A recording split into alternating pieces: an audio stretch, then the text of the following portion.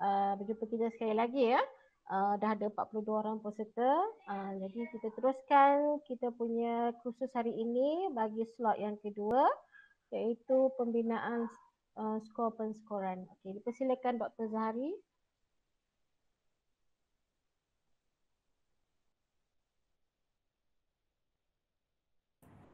Okey, baik, terima kasih pengerusi majlis. Okey, Cikgu Puan Atika. Okey, Assalamualaikum warahmatullahi wabarakatuh dan salam sejahtera. Selamat petang semua. So, kita sambung lagi dengan apa yang kita telah bincangkan sebelum ini. So, pagi tadi antara lain yang kita telah kupas ialah berkaitan dengan jenis ya. Jenis rubrik yang kita boleh bina, okey, sama ada analitik ataupun holistik. And then kita telah kenal dengan apa yang dipanggil sebagai kriteria, okay, and then ada juga yang dipanggil sebagai tahap prestasi dan juga deskriptor. Okay, so kita boleh mantapkan lagi kemahiran-kemahiran ini untuk slot yang akan datang ni. Okay, so slot ini sekarang ni lah. So kita akan bincang macam mana nak bina itu. Okay, so itu asas-asas yang kita telah pelajari pada pagi tadi lah. So saya sharekan slide untuk petang ini.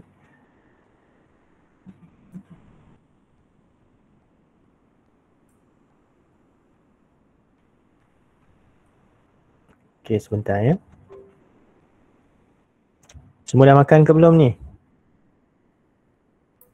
Dah makan ke belum? Alhamdulillah dah. Alhamdulillah. So memang mencabar ya kalau petang ni lagi lagi mencabar, so bertabah ya untuk 2 jam. So saya lebih gembira kalau tuan-tuan boleh share pengalaman-pengalaman berkenaan dengan pembinaan rubrik dalam konteks di KV lah. So kita boleh berbincang sebab daripada perbincangan itu mungkin kita boleh dapat lebih gambaran yang lebih jelas lah berkenaan dengan proses pembinaan rubrik ini. Okey, untuk topik yang kedua ini ialah yang pertama, merancang pembinaan rubrik penskoran. Okey, kita nak merancang pembinaan rubrik penskoran dan juga dalam ni kita sebenarnya membina terus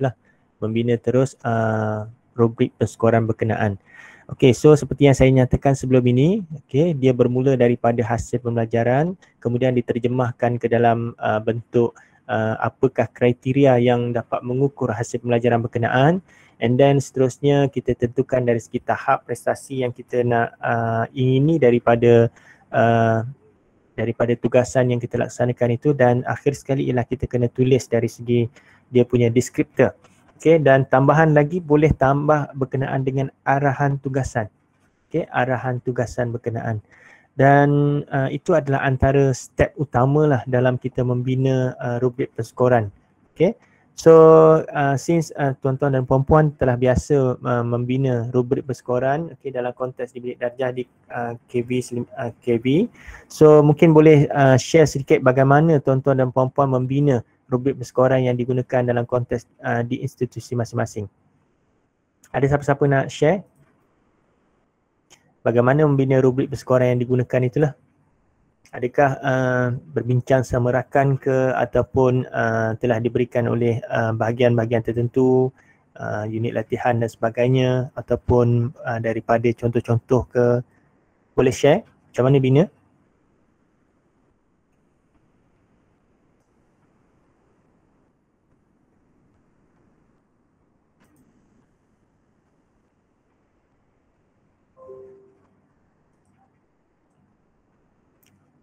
Ada? So semua jangan risau ya, tak ada masalah pun, kita share je apa-apa yang. Waalaikumsalam, silakan. Tak apalah, saya try jawab. Baik. Kongsi. Saya kongsi. Berdasarkan pengalaman saya sebagai JU lah. Berapa lama dah jadi JU tu, Cik Puan? Lupa lah, daripada mula diploma lah. 2017.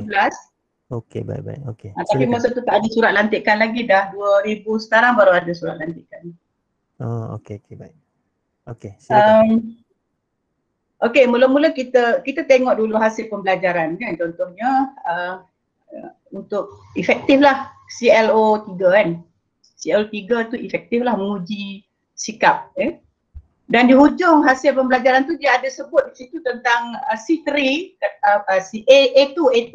Kalau diploma A2 adalah dominan bagi efektif. A2, aras A2. Kemudian dia bagi juga di situ PLO dia. Memeta kepada PLO, contohnya PLO communication lah tadi kan, contohnya. Okey, jadi kalau saya bina, saya tengok dulu doktor, saya jenis tengok novel. Oh. Saya tak bina sendiri tau rubrik ni, saya tengok novel. Kalau dulu saya tengok ICTTA lah.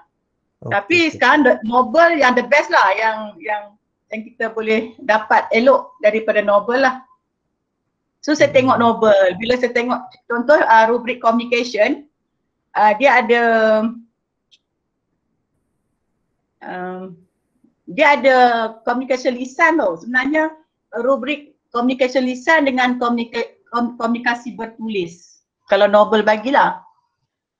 So saya tengok kalau contoh saya buat menguji secara presentation, mana saya akan tengok dua-dua lah. Komunikasi lisan tengok, komunikasi bertulis tengok. So dia punya kriteria, komunikasi lisan adalah kejelasan idea, keyakinan idea, keberkesanan idea, kefahaman dan menjawab soalan. So masa pelajar itu dia berpresent, kita akan kemukakan soalan dan cara dia menjawab lah. Kemudian kesesuaian penyampaian dengan tahap halayak. Itu adalah kriteria bagi komunikasi lisan. Bagi komunikasi bertulis, dia ada kejelasan penulisan, kesinambungan dalam penulisan dan penulisan yang sistematik. Jadi dia dah bagi tu kan doktor.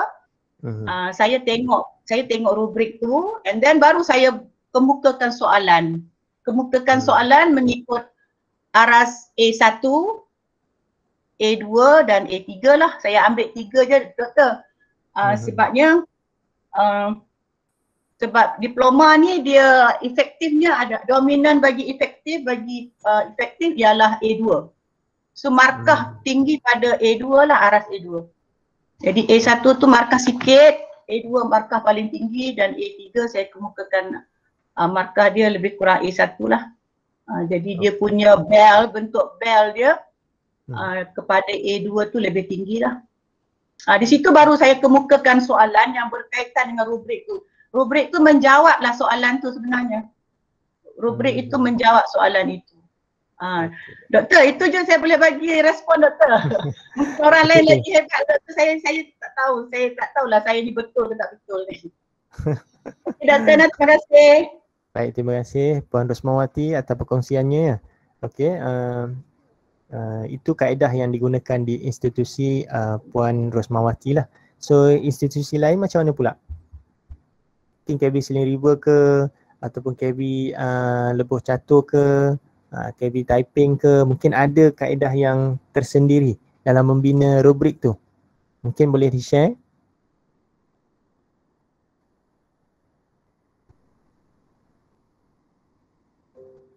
Ada?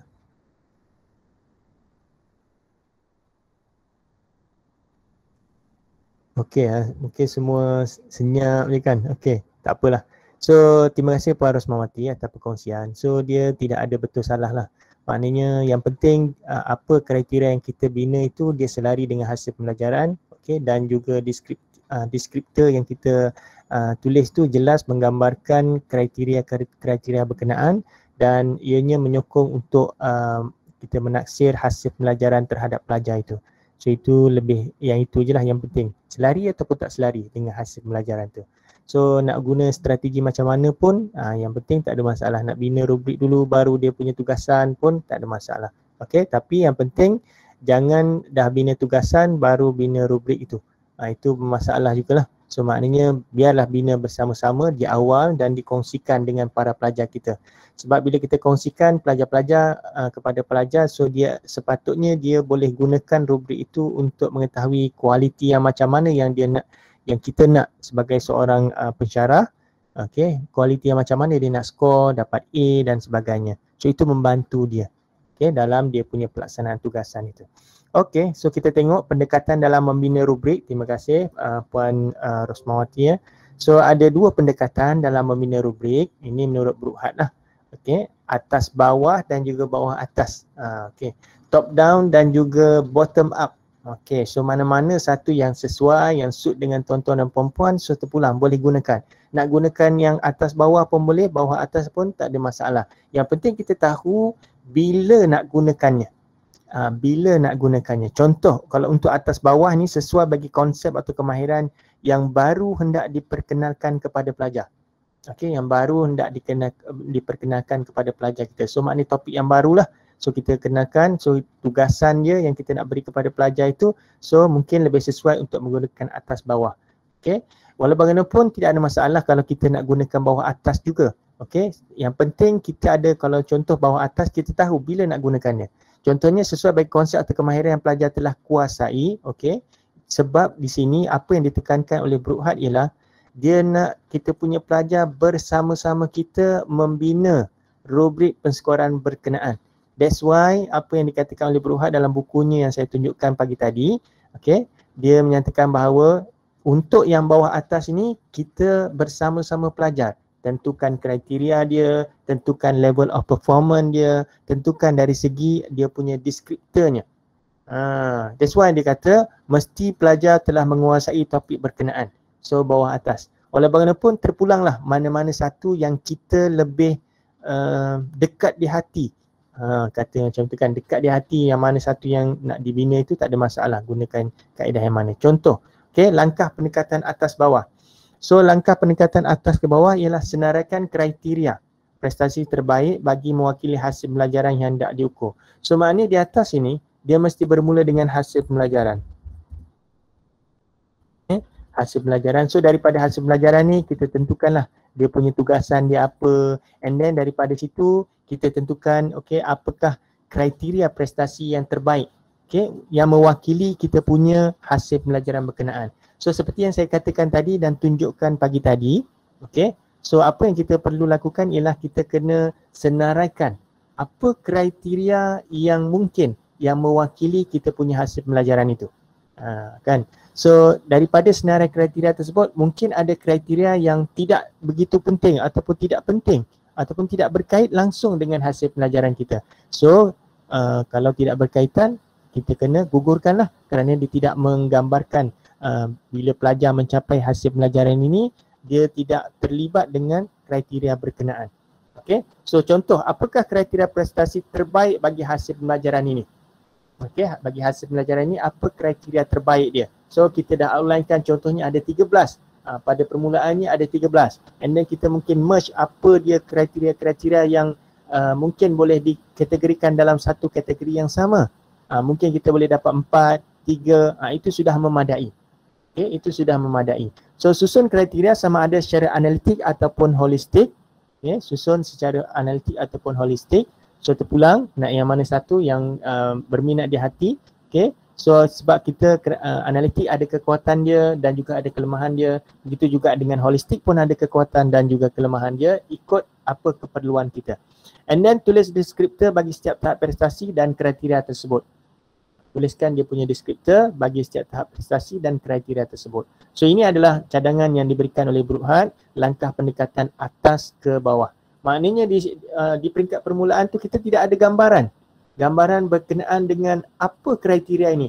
So bila kita tidak ada gambaran, so melalui perbincangan itu dengan rakan-rakan seperti yang kita buat masa tengah hari tadi, okay? So itu sangat membantu brainstorm. Kita boleh senaraikan deskriptor yang mana yang sesuai. Kita boleh outlinekan mungkin lebih daripada satu deskriptor untuk tahap lemah misalnya. So then kita pick which one is the most appropriate, yang mana yang paling sesuai untuk menggambarkan tahap prestasi bagi kriteria yang berkenaan. Itu sangat membantu. Berbanding kalau kita buat seorang-seorang, mungkin kita ada terlepas di sini ataupun di sana lah. So maknanya better kalau kita boleh berbincang dengan rakan-rakan dalam membina kita punya rubrik. Ataupun mungkin kita boleh adapt daripada rubrik-rubrik yang telah established. Okay? Kita boleh adapt daripada rubrik-rubrik yang dah established. Kita boleh gunakan daripada internet ke ataupun daripada pihak authority yang telah misalnya bahagian-bahagian tertentu KB yang telah membina rubrik-rubrik tertentu. So jadikan sebagai panduan untuk kita membina rubrik kita. Itu pun boleh juga. Okey. Untuk langkah pendekatan bawah dan atas, yang pertama, dapatkan hasil tugasan pelajar berkaitan dengan hasil pelajaran yang tidak diukur. Maknanya ini dia berdasarkan kepada hasil tugasan pelajar.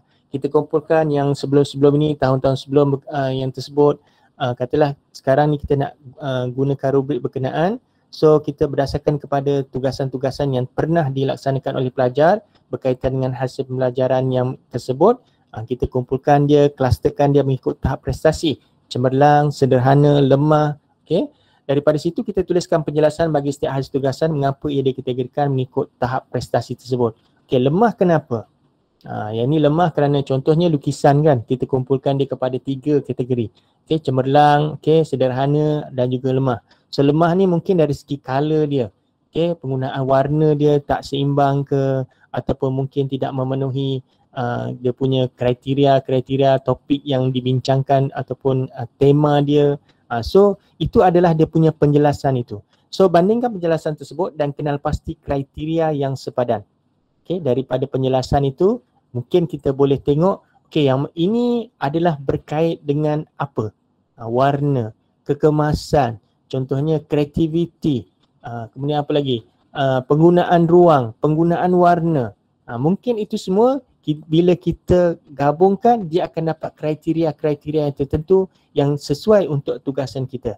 Tapi kriteria itu mestilah selarilah antara prestasi yang lemah, sederhana dan juga cemerlang. Macam tu.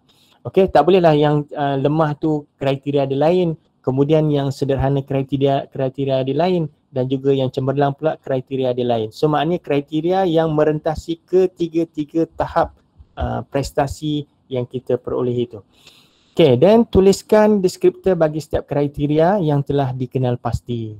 Daripada situ barulah kita tuliskan deskriptor. So maknanya bila kita menyatakan tuliskan penjelasan bagi setiap hasil tugasan, yang itu pun boleh dijadikan kita punya panduan untuk menulis deskriptor kita.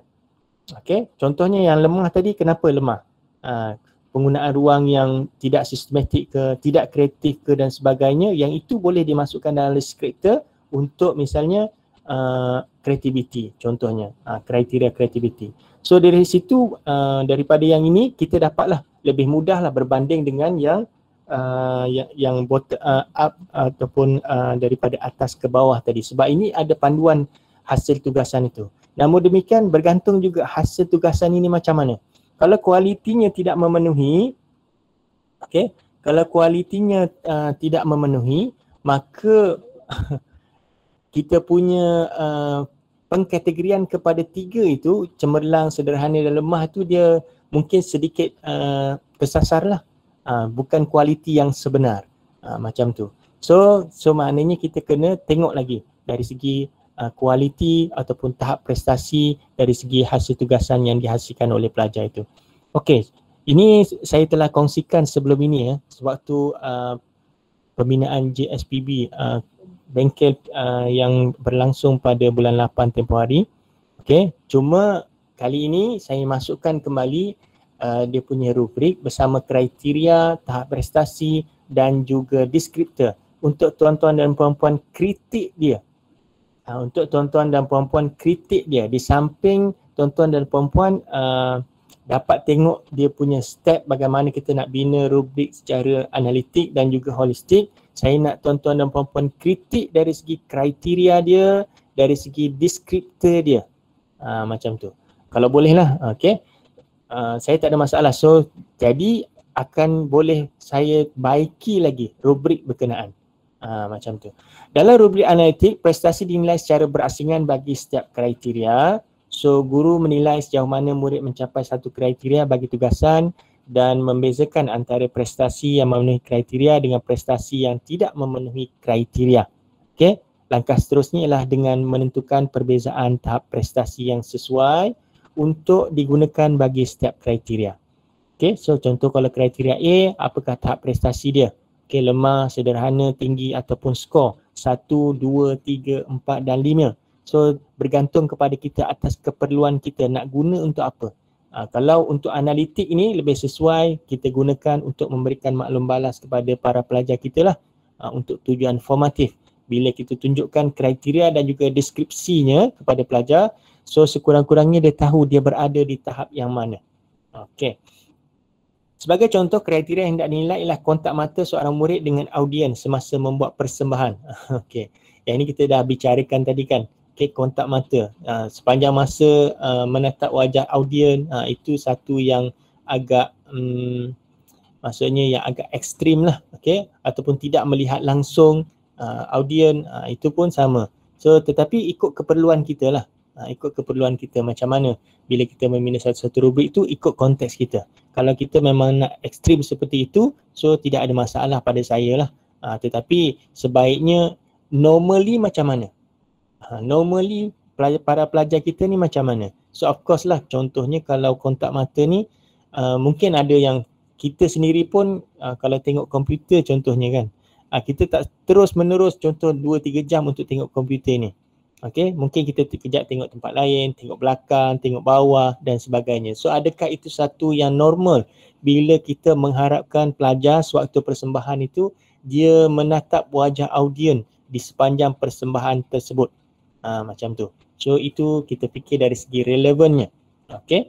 Kemudian tahap prestasi yang boleh ditentukan ialah ada atau tiada. Tiada kontak mata. So bila kita katakan tiada kontak mata, so maknanya tak ada lah. Tiada kontak mata langsung. Okay. So dua tahap prestasi, ada ataupun tiada. Okay. Ataupun tiada kadang-kadang selalu. Tiada kadang-kadang selalu. Cuma bila kita menggunakan tahap prestasi yang berbentuk seperti ini, kualitatif ni, kadang-kadang itu macam mana kadang-kadang. Selalu itu macam mana selalu itu. So tiada, okey, settle, tiada. Ada ataupun tiada, itu dia punya interpretasi dia rendah. Maknanya saya dengan Puan Rosmawati mungkin kalau ada dan tiada berdasarkan kepada pemerhatian kami, so itu jelas. Ada dan tak ada. Tetapi bila melibatkan tiada okeylah, kadang-kadang dan juga selalu. Okey, macam mana nak ukur kadang-kadang itu? Itulah pentingnya, perlunya ada apa yang dipanggil sebagai kuantitatif itu. Okey, kuantitatif itu maksudnya kadang-kadang ni berapa? Contohnya yang normal, secara normal mungkin kadang-kadang 5 hingga 10 kali. Contohlah, contoh. Okey, tapi kita kena ukur lah. Dalam sewaktu pelajar membuat persembahan itu, dia mesti kita kena kira lah. Okey, ada tak 5 kali? 6 kali ada tak? Macam tu. Okey, selalu pula macam mana? So dia punya interpretasi tu berbeza antara saya dengan Puan Rosmawati, selalu. Macam mana kan? Okey, 3 tahap prestasi. Atau tiada, kadang-kadang, kerap dan selalu. 4 tahap prestasi. Okey, 4 tahap prestasi. So bila macam ni, bila merentasi penilai yang berbeza, okay, menilai aspek yang sama, maka agak sukarlah untuk kita mendapat kefahaman yang sama lah, persetujuan yang sama. Kadang-kadang ni berapa? You buat berapa? Kadang-kadang ni. Bila macam tu berlaku ketidakkonsistenan antara pemeriksa itu. So perlu dijelaskan kadang-kadang ni berapa? Berapa kali misalnya. Kerap tu berapa kali? Selalu tu berapa kali? Sewaktu nak memulakan perbincangan ataupun pemberian skor itu. Umumnya lebih baik bermula dengan tahap sedikit kerana selalunya agak sukar untuk membuat perbezaan antara tahap apabila semakin banyak. Okay. So tahap prestasi ni yang paling minimum ialah 2. Okay, ada ataupun tiada. Dan maksimum tu terpulanglah pada tuan-tuan dan puan-puan. Boleh 10 pun boleh, 20 pun boleh, dengan syarat tuan-tuan dan puan-puan boleh menulis deskriptor yang membezakan antara tahap-tahap berkenaan. Tetapi semakin meningkat tahap prestasi itu, katakanlah 10, 20 dan sebagainya, itu akan menyukarkan kita nak membezakan tahap 19 dengan tahap 20, tahap 17 dengan tahap 18. So agak sukar untuk membezakan tahap-tahap itu. So selalunya antara 3, 4 dan 5 yang selalu digunakan. Dan ada cadangan misalnya daripada Brookhart, dia menyatakan tahap prestasi ni dia ikut kita punya sistem penggradan. Okey, sistem penggradan yang kita nak gunakan. Contohnya kalau di sekolah, okey, ada grade A, B, C, D dan F. Okay, F tu fail lah. Macam tu. So D tu mungkin lulus. Okay, so maknanya oleh kerana ada 5, maka tahap prestasi ini juga dicadangkan untuk mengikut sistem penggradan kita. Ini menurut Brookhart. Okay. Jadi terpulang kepada kita nak tentukan macam mana, sama ada nak 3, 4, 5, yang pasti kena ada justifikasi lah. Okay. Tentukan hasil pelajaran, ini yang pertama. Tentukan kriteria dia, tentukan tahap prestasi berapa yang kita nak, tentukan deskriptor bagi setiap kriteria dan juga tahap prestasi, dan juga gabungkan deskriptor bagi setiap prestasi pada tahap prestasi yang sama. Okay, gabungkan deskriptor bagi setiap kriteria pada tahap prestasi yang sama. So kita tengok sekejap cara dia macam mana. So ini dia punya jadual dia lah. Okay, baik sekali kalau kita boleh binakan arahan dia. Okay, dalam membina rubrik, jangan lupa pula kita membina arahan tugasan kepada pelajar itu. Apa yang mereka perlu lakukan, apa yang mereka tidak boleh lakukan. Misalnya tak boleh menggunakan internet untuk mencari bahan, ataupun misalnya tidak boleh memberikan barang-barang tambahan daripada luar sekolah dan sebagainya. So itu syarat-syarat itu perlu dinyatakan. Masa untuk melaksanakannya juga perlu dinyatakan. Contoh hasil pelajaran ialah pelajar dapat menjelaskan idea dalam perbincangan. Okay, yang ini saya mohon tuan-tuan dan puan-puan untuk kritik dia. Okay, untuk kritik dia. So first, langkah yang pertama ialah tentukan kriteria.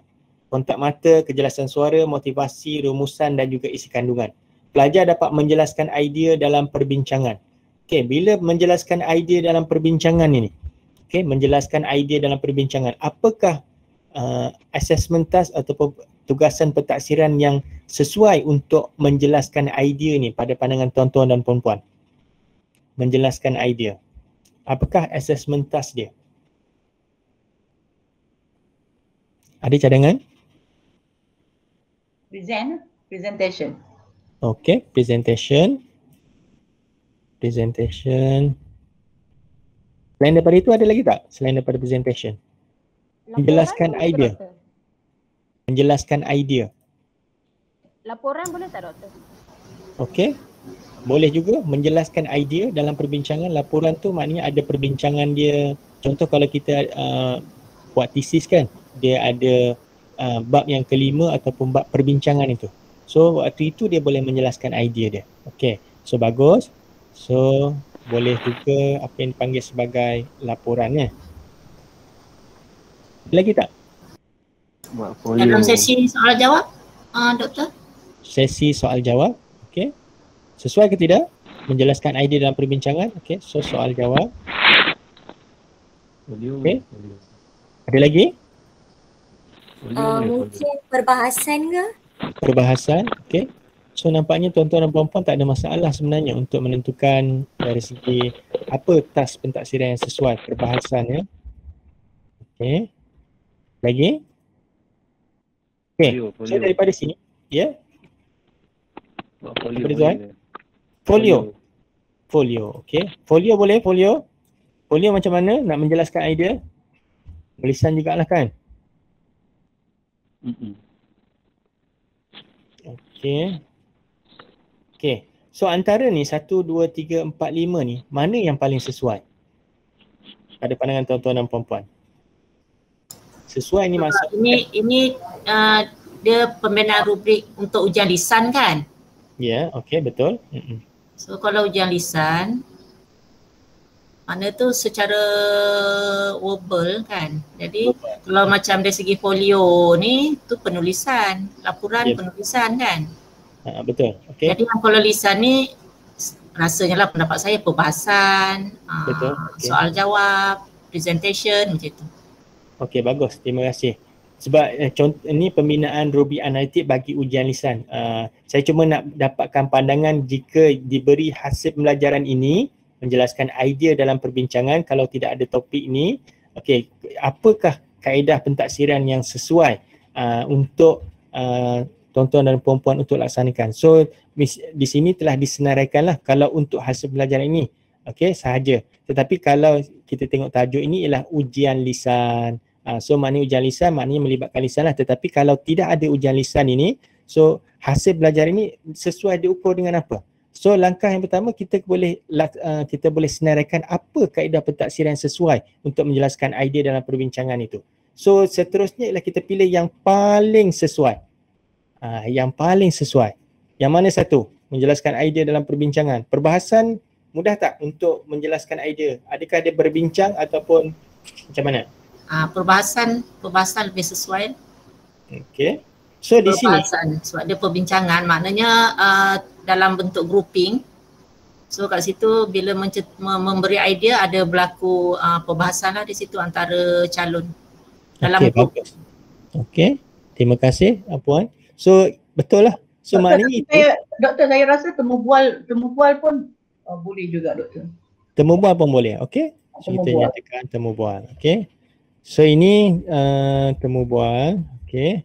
So sekarang ni tugas cikgu-cikgu semua ialah untuk menentukan yang mana yang paling sesuai. Contohnya kita ada perbahasan, of course lah untuk ini pembinaan ujian lisan mungkin laporan tu kita boleh dan juga folio kita boleh ketepikan. Tetapi kalau untuk hasil pelajaran ini mungkin kita boleh ambil kira. Okay, katalah kita dah laporan ni sebab di ujian lisan, so kita laporan itu kita padamkan. So sekarang ini ialah dari segi perbahasan, presentation, soal jawab dan juga temu bual. So sekarang ni bila berada dalam konteks kelas, okay, tuan-tuan dan puan-puan perlu kenal pasti yang mana yang paling sesuai untuk dilaksanakan. Sesuai ini yang pertama sekali ialah dari segi cost efektifnya. Okay, kita bila berada dalam bilik darjah, kita ada masa yang terhad. Okay, kita ada masa yang terhad untuk melaksanakan aktiviti pentaksiran kita. So adakah temu bual itu sesuai dijalankan? Adakah perbahasan itu sesuai? Adakah presentation sesuai dilaksanakan? Ataupun soal jawab itu sesuai dilaksanakan? So tugas kita ialah untuk pilih yang mana yang paling sesuai. Okay, dari segi konteks mungkin dari segi kemahiran kita nak melaksanakan, dari segi masa yang ada, kemahiran pelajar. So itu perlu dipertimbangkan. Macam tu. So saya nak tunjukkan bahawa di sini, so bila kita ada hasil pelajaran nak menentukan kaedah yang sesuai, so kita mungkin akan ada list dan pick which one is the most yang paling sesuai untuk mengukur hasil pembelajaran berkenaan. Okay, kalau contoh presentation ni sesuai, perbahasan pun sesuai, soal jawab pun sesuai, temu bual pun sesuai. So pick lah mana-mana yang sesuai untuk kita laksanakan dalam konteks di bilik darjah kita in terms of masa, okay, kemahiran yang kita ada. Okay, so berbalik kepada rubrik kita, tentukan kriteria. Ni adalah rubrik analitik bagi ujian lisan. So kontak mata, kejelasan, terima kasih yang bagi feedback tadi, sangat bagus, saya hargainya. Kontak mata, kejelasan suara, motivasi, rumusan dan juga isi kandungan. Yang ini nanti saya nak tuan-tuan dan puan-puan kritik. Apalah ujian lisan mana ada motivasi? Contoh kan. So maknanya di sini itu adalah sebagai satu cara untuk kita menambah baik kita punya rubrik. Kalau tuan-tuan dan puan-puan boleh kritik benda-benda seperti ini, yang ini tak sesuai, kejelasan suara tak perlu misalnya, contohlah kan. Okay. Kontak mata tak perlu, rumusan tak perlu, cukup kontak mata, kejelasan dan juga isi kandungan sahaja untuk menjelaskan idea dalam perbincangan itu. Okay, so boleh kritik tu maknanya memang hebat lah. Okay, so seterusnya lah tentukan tahap prestasi.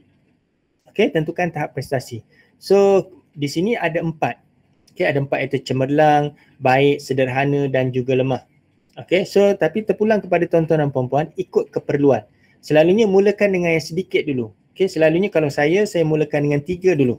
Okay, cemerlang, and then sederhana dan juga lemah.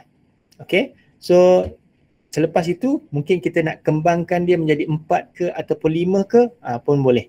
Yang penting kita dapat yang dia punya ekstrim dulu. Cemerlang dan juga lemah ini. Okay, cemerlang dan juga lemah, dapatkan dia punya kriteria. Contohnya kontak mata yang cemerlang macam mana, yang lemah pula macam mana. Ini kita dah bincangkan tadi. Contohnya kriteria kontak mata, tahap cemerlang melakukan kontak mata sepanjang masa.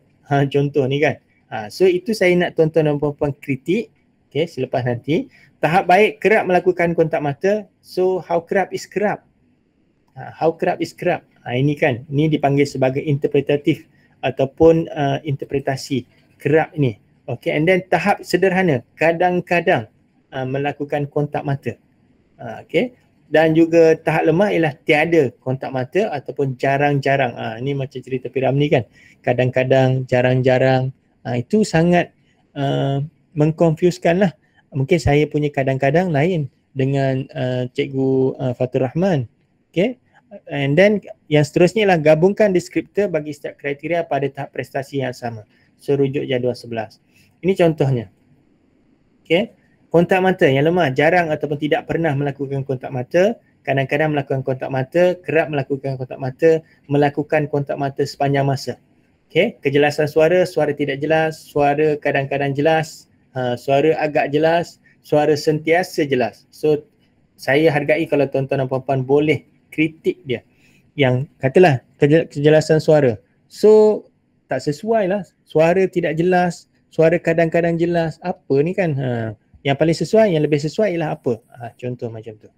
Menunjukkan motivasi yang tinggi pada sebahagian kecil masa ujian berlangsung. Adakah sesuai dengan apa hasil pelajaran dia tadi? Allahu Akbar. Tarik sikit. Menjelaskan idea dalam perbincangan. So perlu ke motivasi ni? Kan? Perlu ke motivasi itu?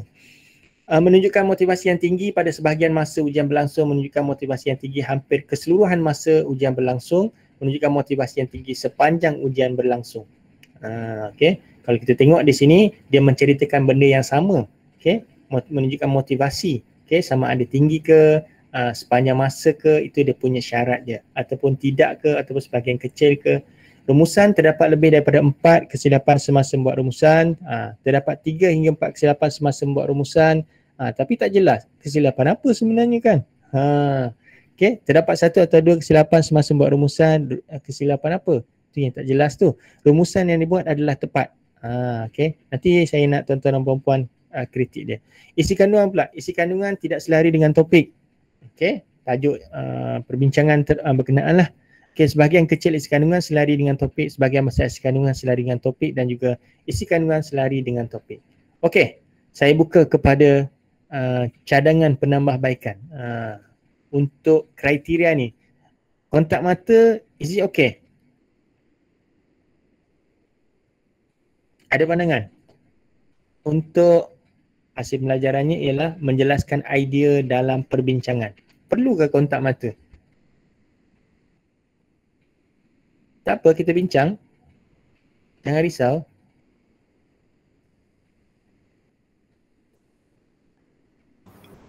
Perlu lah tu doktor.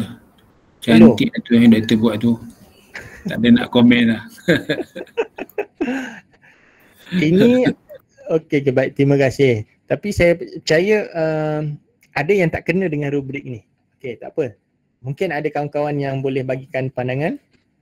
Ada yang tak kena ni. Doktor nak ni perbincangan ni maksudnya grouping ke atau ujian lisan secara individu? Okey, kalau ikutkan daripada hasil pelajaran ni ialah menjelaskan idea dalam perbincangan lah. Okey, dalam maksudnya perbincangan. dalam bentuk grouping lah. Ya. Grouping. Ya. Maknanya panel memahati, kita selaku pentaksir ni memahati grup yang sedang berbincang. Bincang, ya betul. Ada idea. Jadi kalau kontak mata tu dia antara calon dengan calon tu lah, bukan dengan penilai ya. Bukan. Maknanya penilai akan melihat saja situasi itu dan menilai. Ya betul. Jadi kalau kontak mata ni kalau bentuk grouping pendapat saya kurang sesuai.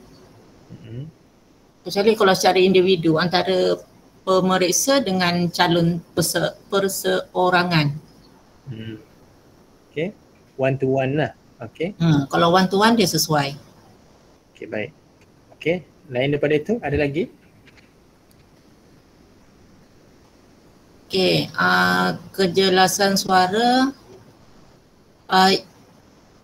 motivasi dan 4 ya. Kemudian yang kejelasan suara tu kalau boleh doktor tunjukkan dia punya aras ni. Okay. Kejelasan suara ni, suara tidak jelas, suara kadang-kadang jelas, suara agak jelas, suara sentiasa jelas. Kalau penyataan macam ini mungkin pemeriksa susah nak faham apa maksudnya. Maknanya kita boleh perincikan lagi yang suara tak jelas tu maksudnya pemeriksa tak dengar kurang dengar suara pelajar sehingga tak tahu apa yang dia cakap. Maksudnya kena ada perincian. Kalau macam ni terlalu umum nanti pemeriksa tak tahu nak buat nak menilai. Suara kadang-kadang jelas ni kita boleh perincikan lagi. Maksudnya suara tu kadang-kadang kita dengar dan kadang macam tenggelam timbul lah maksudnya. Okay. Bagus. Suara yang agak jelas ni maksudnya macam itulah, maknanya setiap tu kita kena perincikan lagi supaya pemeriksa nanti boleh lagi jelas lah untuk nak menilai seseorang tu. Sebab kalau penyataan ayat macam ni terlalu ringkas. Jadi masih tak faham lagi. Maknanya kalau kita sahaja menggunakan is okay, tetapi kita faham tapi mentasi pemeriksa dia agak sukar untuk kita agak sukar. That's why the word yang kita gunakan misalnya jelas, baik, bagus, apa lagi? Yang itu dia akan memberikan interpretasi yang berbeza-beza antara individu. Begitu juga dengan kadang-kadang, jarang-jarang. So sebaik mungkin kita elakkan menggunakan istilah-istilah demikian. Macam tu. Okay, contohnya kan, okay, kadang-kadang melakukan kontak mata. Mungkin kita boleh reward dia semula, okay, kepada yang lebih sesuai untuk menunjukkan dia daripada tidak pernah kepada yang mungkin sedikit daripada itu melakukan kontak mata. Itu adalah kemahiran yang kita boleh cuba untuk perolehi bagaimana nak menulis deskriptor yang membezakan antara tidak pernah ini dengan kadang-kadang melakukan kontak mata. Sebab kadang-kadang saya dengan kadang-kadang Cikgu Fatur Rahman mungkin berbeza. Macam tu. So bila kami berdua menilai pelajar berkenaan, mungkin kadang-kadang Cikgu Fatur Rahman dia baik, okay, dia bagi markah yang lebih kan untuk pelajar ini. Macam tu. So saya sangat setuju bila dicadangkan contoh untuk kejelasan suara, jelas ini sendiri begitu umum apa yang dimaksudkan dengan jelas. So cadangan-cadangan sebegini sebenarnya kita perlukan daripada rakan-rakan. Macam tu. Okay. Dari segi kriteria ni sesuai tak? Ada yang nak bagi pandangan? It's okay, tak apa, jangan takut. Memang kita sengajakan ini untuk dikritik. Doktor. Ya, silakan. Harus mengawati mai lagi. Ya, tak apa. Silakan. Saya sangat menghargainya. Saya lebih kepada sebutan jelas. Sebutan jelas. Suara ni ada yang suara kita slow ataupun suara kita tinggi. Jadi yang penting sebutan tu mesti jelas. Okay, pada saya lah sebutan hurufnya jelas. Satu-satu sebutir kan. Kalau macam suara pelan, rendah, pelan, volume suara tu dia ada yang suara kuat, ada suara yang slow. Itu lain pula lah. Okay. Baik, cadangan yang bagus. Terima kasih. Okay. So maknanya di sini bila kita tunjukkan rubrik kita kepada orang lain, okay, akan ada feedback daripada rakan-rakan kita lah. Akan ada feedback. So kawan-kawan yang baik pastinya dia akan memberikan idea-idea yang mungkin kadang-kadang kita tidak terfikir untuk meletakkannya. Contoh kejelasan suara, sebutan itu, kejelasan sebutan. Tetapi dari segi wording itu, jelas itu sendiri perlulah kita definekan lagi apa yang dimaksudkan dengan jelas. Okey, rumusan ini ada isu tak? Sebab kita dapat lebih daripada 4 kesilapan semasa membuat rumusan. Apa kesilapan itu? Kan, apa kesilapan tu? Silap membuat rumusan tentang apa? Kan, jadi kenapa letak 4? Kenapa bukan 5? Kan, so maknanya itu agak kritikal juga bila kita komen. Contoh rumusan yang dibuat adalah tepat. Yang ini tidak ada masalah. Okey, rumusan yang dibuat adalah tepat. Tetapi bila kita katakan terdapat 1 atau 2 kesilapan semasa membuat rumusan, kesilapan apa? Adakah kesilapan bahasa? Adakah kesilapan tata bahasa? Ataupun isi kandungan rumusan itu? Jadi yang ini semua ni perlulah dibaiki lagi. Perlu dibaiki lagi untuk dimantapkan lagi lah. Contoh yang ini is okay. Rendah dia punya interpretasi dia. Rumusan yang dibuat adalah tepat. Cuma tepat itu tepat dengan apa? How tepat is tepat. Dulu saya punya supervisor memang selalu suka macam tu lah. Tepat ni jelas how jelas is jelas dia kata. Ini seperti mana yang dinyatakan oleh tuan-tuan dan puan-puan tadilah. So maknanya katalah ini adalah rubrik yang pertama. Ini rubrik pertama. So berdasarkan kepada cadangan daripada cikgu-cikgu tadi, tuan-tuan dan puan-puan tadi, so akan lahirlah versi yang kedua. So versi yang kedua ni adalah lebih baik berbanding yang pertama tadi. Macam tu. Kemudian kita gunakan untuk scoring tahun ini. Okay, katalah ada yang kurang lagi, okay, kita minta pandangan kawan-kawan kita lagi. So dia akan berterusan rubrik kita itu. Dia seterusnya dia akan lagi lama dia akan meningkatkan kita punya kualiti ataupun validity kita punya rubrik berkenaan. Okay, saya buka kepada soalan jika ada nak tanya, nak bagi pandangan dan sebagainya. Silakan.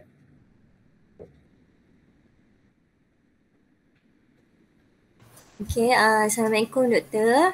Saya nak tanya, okay, macam untuk macam saya program perniagaan. Okay, jadi macam kami untuk program perniagaan ni lebih kepada banyak tugasan-tugasan yang berbentuk bertulis lah.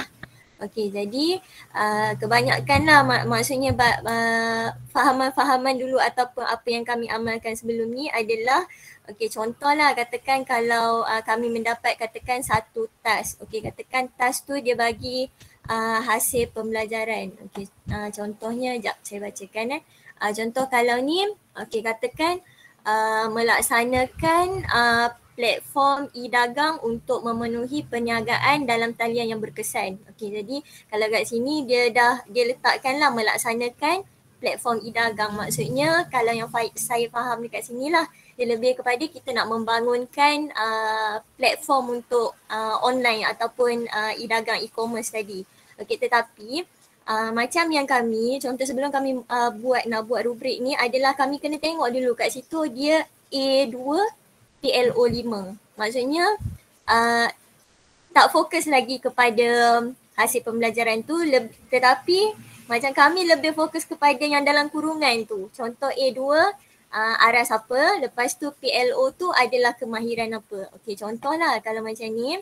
Okey, kalau untuk PLO 5 katakan kalau yang sebelum ni kami digalakkan untuk merujuk kepada buku ataupun garis panduan ICGPA yang mana maksudnya PLO 5 tu dia ada merujuk kepada kemahiran. Kalau dekat situ dia letak kemahiran komunikasi, kepimpinan dan juga kerja berpasukan.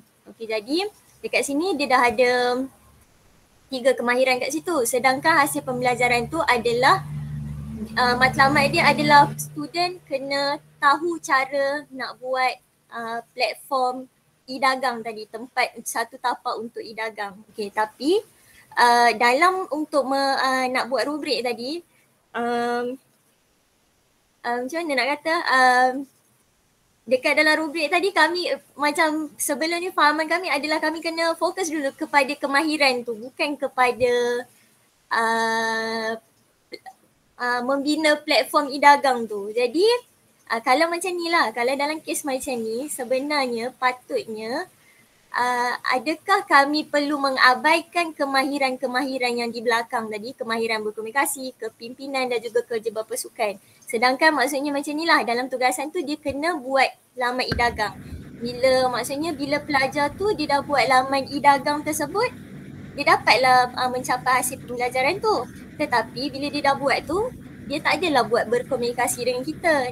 Kita tak nampak dekat situ kepimpinan dia. Kita tak nampak dekat situ kerja berpasukan. Jadi macam mana kita nak masukkan semua elemen tersebut di dalam satu rubrik yang mana boleh mengukur hasil pembelajaran, kemahiran komunikasi, kepimpinan dan juga kerja berpasukan. Okey, baik. Soalan dia panjang tu. Okey, yang pertama sekali kalau kita perasan bahawa dalam satu-satu program itu, diploma dan sebagainya, dia ada PEO, Program Educational Objective. Kemudian selepas daripada PEO, kita ada PLO, Program Learning Outcome. Okay, so maknanya habis daripada pelajar mengikuti program itu, dia seharusnya memiliki ciri-ciri yang dinyatakan dalam PLO itu. Contohnya, dia ada kerjasama, boleh bekerjasama, dia boleh bekerja berpasukan. Apa lagi tadi? 3 tadi kan? Kepimpinan, kemahiran Kepimpinan. So maknanya at the end of the program, dia ada ciri-ciri itu. Okey, itu yang kedua. Yang ketiga, hasil pembelajaran. Okey, hasil pembelajaran kursus. So maknanya melibatkan kursus ini. Okey, kalau kita lihat, program itu dibentuk berdasarkan kepada kursus-kursus yang kecil ini. Kursus, katalah ada 12 kursus. Kursus A, B, C sampai kepada 12 itu, dia akan bila pelajar mengambil semua kursus itu, at the end of the program itu, dia menguasai kemahiran-kemahiran ini. Kemahiran berkomunikasi dan sebagainya lah yang kita nyatakan itu. So sekarang ini, dia perlu menguasai hasil pembelajaran itu. Dia perlu menguasai hasil pembelajaran itu, barulah at the end nanti the program dia menguasai kemahiran itu. Contoh, yang tadi melaksanakan platform e-dagang tadi, mungkin kita boleh serapkan juga aktiviti itu. Mungkin kita boleh serapkan aktiviti yang ada elemen-elemen seperti bekerjasama, saling apa tadi saya pun lupalah, bekerjasama, apa lagi tadi? Kerja berpasukan. Allahu Akbar. Kerja berpasukan. So maknanya dia dalam melaksanakan e-dagang itu, sepatutnya lah dia mesti selari dengan hasil pembelajaran itu, dan hasil pembelajaran itu mesti selari dengan PLO. Mesti selari dengan PLO. Maknanya hasil pembelajaran itu menggambarkan PLO lah. Tapi bila dalam konteks kita punya kursus, kita mengukur hasil pembelajaran itu. Ini yang saya faham lah. Maknanya bila dia mengambil kursus itu, at the end nanti hasil pembelajaran itulah yang tercapai. Macam tu. Dan hasil pembelajaran tercapai melalui kursus itu, maka dia akan menyumbang kepada pencapaian hasil PLO itu nanti selepas pelajar mengikuti program itu. Nampak tak perkaitan dia? So maknanya bila kita melaksanakan satu-satu tugasan itu, tugasan yang berkait dengan kursus, so bila kita membina kita punya program itu, kita dah bagi-bagikan. Kursus ini dia berkait dengan apa? Contohnya PLO 5. PLO 5 berkait dengan apa? Misalnya komunikasi dan sebagainya. Kemudian PLO 4 dan sebagainya. So kursus ini ambil kata untuk PLO ini. So boleh diterapkan. Contohnya kalau macam melaksanakan e-dagang tadi, so mungkin kalau nak dilaksanakan, kita nak ambil kira dari segi pelaksanaan kerja berpasukan tadi, mungkin kita punya tugasan itu boleh diformulate yang melibatkan tugasan secara berkumpulan. Tugasan secara berkumpulan kan. So maknanya rubrik yang diukur itu nanti akan melibatkan ada elemen-elemen tugasan secara berkumpulan itu. Yang itu yang contohnya bekerjasama, macam mana kita nak assess bekerjasama itu. So itu perlukan bukti lah nak menunjukkan dia bekerjasama itu. Contohnya ada salinan daripada WhatsApp, yang menunjukkan mereka ni ada bekerjasama, ada perbincangan ke, ataupun ada log ke, ataupun mungkin menggunakan portfolio, dia ada nyatakan ni ada perbincangan antara kami semua. Ketua siapa, ada bagi-bagikan tugas. So macam itulah kalau kita nak capai yang ada kaitannya dengan PLO itu. Tetapi sekali lagi saya nak tekankan, yang penting sekali lah hasil pembelajaran itu. Saya tak pasti pemahaman di KB macam mana, tapi sepatutnya kita capai hasil pembelajaran khusus itu. Macam tu. Dan tapi tak salah kalau kita nak terapkan juga yang berkaitan dengan kita punya PLO itulah dari segi kerja berpasukan dan sebagainya. Ini pandangan saya lah berkenaan dengan hal ini. Adakah setuju ke ataupun tak setuju ke atau macam mana? Macam yang rubrik yang saya buat lah. Kebiasaannya maksudnya bila dalam pembikinan rubrik ataupun kita nak buat rubrik ni sebenarnya macam yang fahaman dulu saya tak tahulah program lain, tapi kalau untuk program saya, fahaman dulu adalah dia terlalu menekankan kepada kemahiran yang kita nak capai tu, bukan kepada hasil pembelajaran itu sebenarnya. Sebab macam pandangan saya pun, maksudnya bila dia align sesuatu hasil pembelajaran, katakanlah contoh tadi membina e-dagang. Okay, jadi dia dah macam untuk kami dah dapat CEO, katakan dia dah bagi dekat situ tugasan dia adalah tugasan projek. Okay, katakan projek dia adalah dia perlu membangunkan satu platform e-dagang. Okay, tetapi kalau dekat dalam tu tadi, dia ada kemahiran komunikasi, dia ada kerja berpasukan dan juga dia ada juga kepimpinan. Okey, jadi ketiga-tiga ni kalau yang macam saya buat lah yang sebelum ni, saya letak juga untuk kriteria membangunkan tu, cumanya ada tambahan daripada sudut kepimpinan tu saya selitkan selitkan kepimpinan sikit, kerja berpasukan. Tetapi kalau untuk mengukur kemahiran komunikasi, dia akan tambahkan satu task yang mana ada pembentangan. Maksudnya projek dan juga pembentangan. Dia macam tu lah. Tetapi maksudnya kalau yang fahaman-fahaman sebelum ni memang dia terlalu fokus sangat kepada kemahiran yang nak dicapai tu, bukan kepada hasil pembelajaran. Jadi rubrik-rubrik yang keluar tu kebanyakan bila kita adalah beberapa kursus yang mana maksudnya satu Malaysia ke macam zone ke, dia berkongsi satu rubrik. So bila dapat rubrik tu kami kena gunakan rubrik tersebut. Tapi bila nak marking, contoh kita nak buat kita dah dapat tugasan budak nak marking, dia memang jadi macam sebenarnya dia tak mengukur hasil pembelajaran tu lah. Tapi kami kena ikut benda tu. Itu yang maksudnya tak tahu nak rujuk pada siapa kan sebenarnya. Itu yang saya tanya kat doktor. Saya terima kasih atas perkongsian Cikgu Zainika. Okay. So yang paling penting ialah kita punya rubrik mengukur hasil pembelajaran kita. Ini saya punya ketetapan lah. Dan hasil pembelajaran dibina itu seharusnya menggambarkan kita punya PLO. Macam tu. So dia kaitan-kaitan yang demikian. Okay, so bila kita bina rubrik itu mestilah selari dengan kita punya hasil pembelajaran itu. Okay, tetapi kalaulah dalam hasil pembelajaran itu boleh diserapkan misalnya kemahiran komunikasi ataupun kemahiran yang ada kaitannya dengan PLO itu pun lagi baguslah. Macam tu. Tetapi kalau tidak ada, bila kita outlinekan kriteria dia tidak ada untuk kemahiran-kemahiran itu, maknanya mungkin silapnya di peringkat awal lah dalam menentukan hasil pembelajaran itu. Kan? Okay? Sebab dia tidak align dengan dia punya PLO itu. Ini pandangan saya lah. Saya tak pastilah, mungkin ada jawatan kuasa yang menentukan PLO itu dan juga hasil pembelajaran yang menetapkannya, tapi pada pandangan saya seharusnya mesti selari antara hasil pembelajaran dengan PLO, dan kita punya tugasan-tugasan itu mengukur kita punya hasil pembelajaran yang secara tak langsung mengukur juga kita punya PLO. Okay. Boleh go? Ataupun ada kawan-kawan yang lain nak tambah pandangan JU ke, ataupun mungkin ada seperti silakan. Yang doktor cakap tu, memang itulah yang KV jalankan. Seiring samalah seperti yang doktor cakap tu. Sebab contoh kursus, mata pelajaran kami panggil kursus. Dalam semua kursus bagi 4 semester bagi melengkapkan diploma, ada kursus yang dia cover blok PLO ada 11 lah, yang terkini berubah kejap PLO 9, kadang ada 11, yang terkini ni 11 lah. Jadi keseluruhan kursus selama mereka pelajar ni mengikuti program diploma, dia akan melengkapi PLO 11 tu. Jadi ada kursus yang dia bahagian kemahiran saja.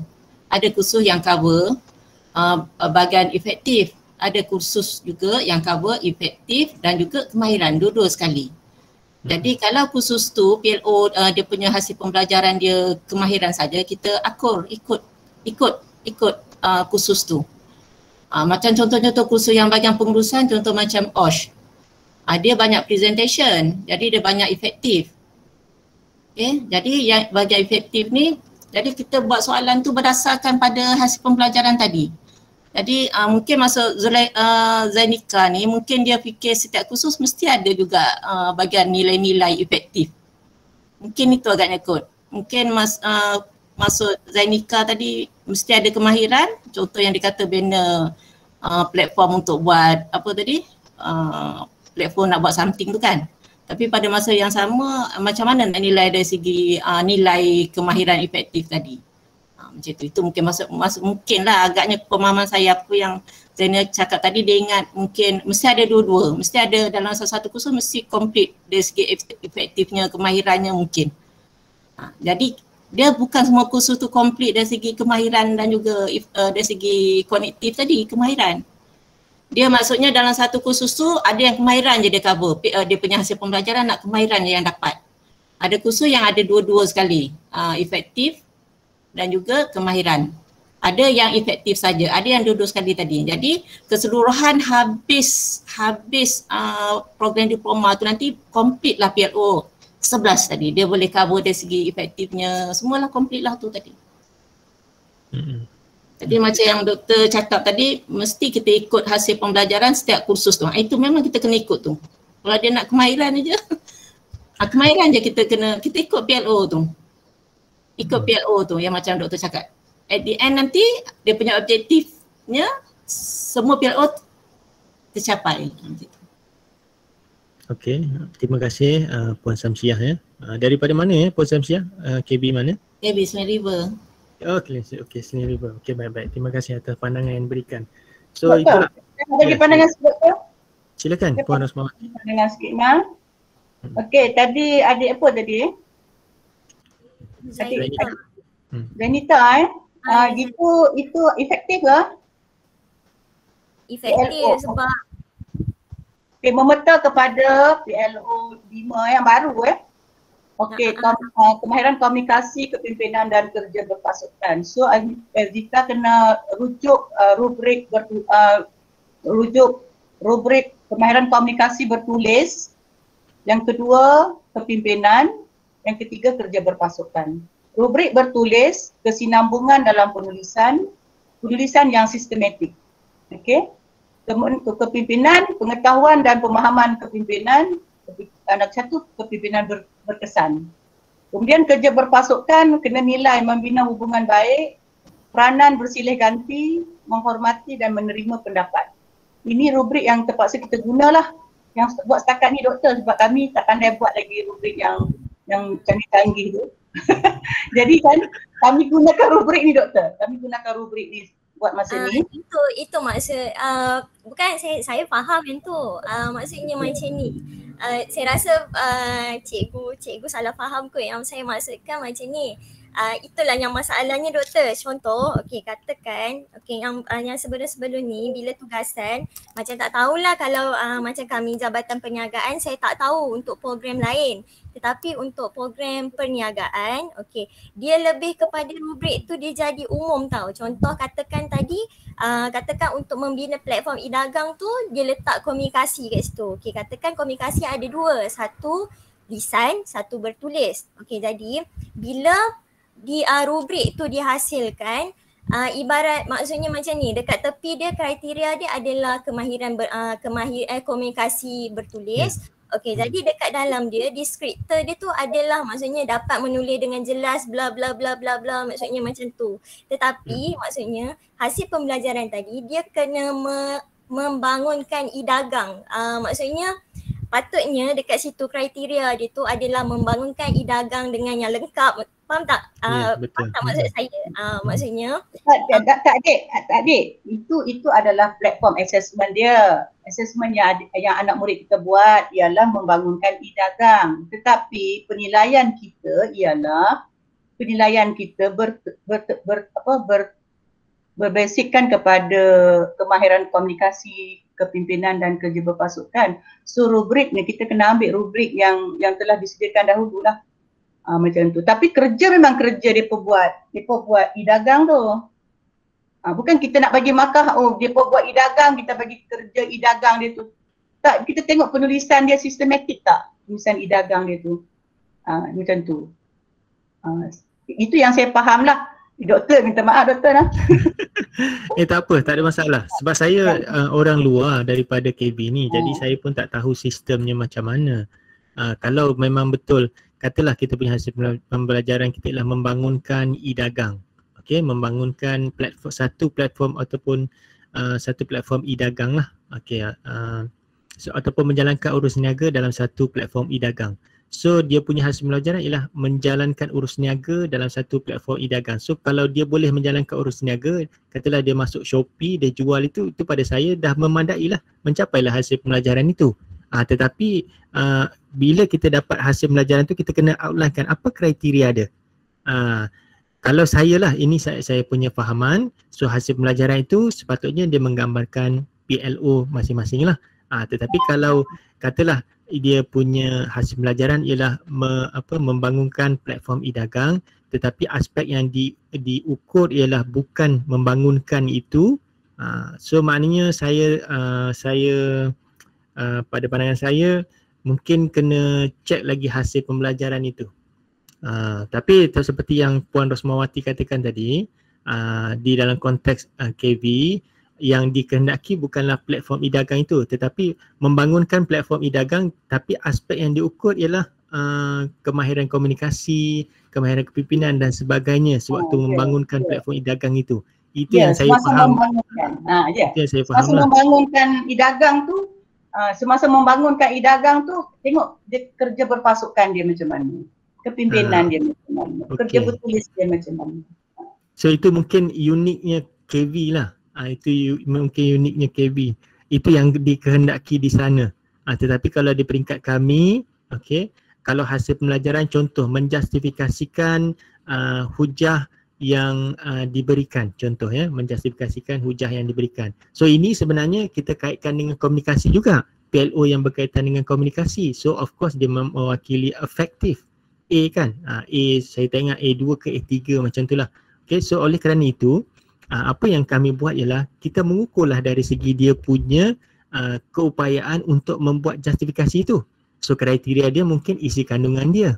Kemudian kriteria dia mungkin dari segi kebolehan dia berkomunikasi itu untuk menjustifikasikan dia punya pandangan itu. Ini yang saya katakan tadi, mungkin kalau di peringkat kami macam itu. Bukanlah terus mengukur tentang kemahiran komunikasi PLO itu, tetapi hasil pembelajaran itu dijelmakan daripada PLO. Dijelmakan daripada PLO. So kalau hasil pembelajaran lain, PLO lain, so mungkin kena tengok lagi lah. Kalau di tempat kami lah, di KV saya tak berani nak cakap. Bukan institusi saya kan. Tetapi hasil pembelajaran mesti selari dengan PLO. Yang kita ukur ialah hasil pembelajaran. So secara tak langsung kita mengukur PLO. Itu kesimpulan saya lah. Ada nak tambah? Okey, terima kasih. Assalamualaikum.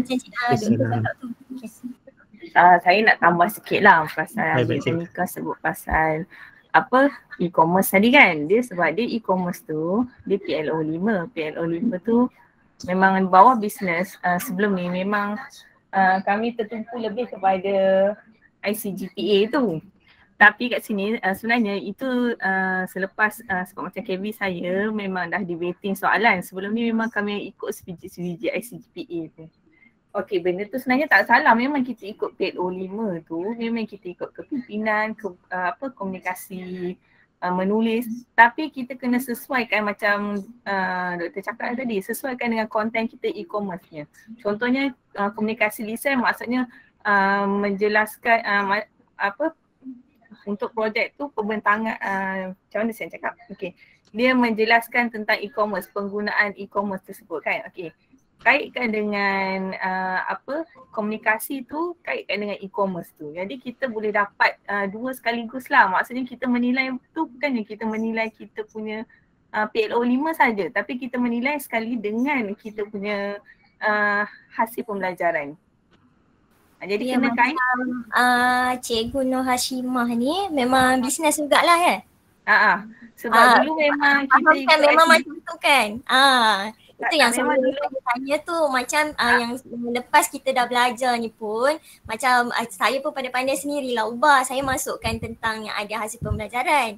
Tapi bila kita dapat lagi maksudnya yang sharing-sharing daripada yang lain-lain tu macam benda tu terlalu dia fokuskan kepada kemahiran tu. Dia dalam rubrik tu dia tak mengukur hasil pembelajaran tu. Tak, sebab tu kita kata, saya kata kita tersilap. Kita faham kita ambil ICGPA tu kita guna terus. Salah tu sebenarnya. Sebenarnya kita kena adaptkan ICGPA tu dengan kita punya hasil pembelajaran. Apa yang kita nak ukur, bukan kita lihat kepada kerja berpasukan yang tu saja. Kita kena tengok konten dalam hasil pembelajaran, contohnya e-dagang tu platform dia hasilkan, okey, komunikasi dari segi dia nak hasilkan tu macam mana, komunikasi dia sampaikan kepada pelanggan e-dagang tu capai ke tak capai, macam tu lah, faham tak?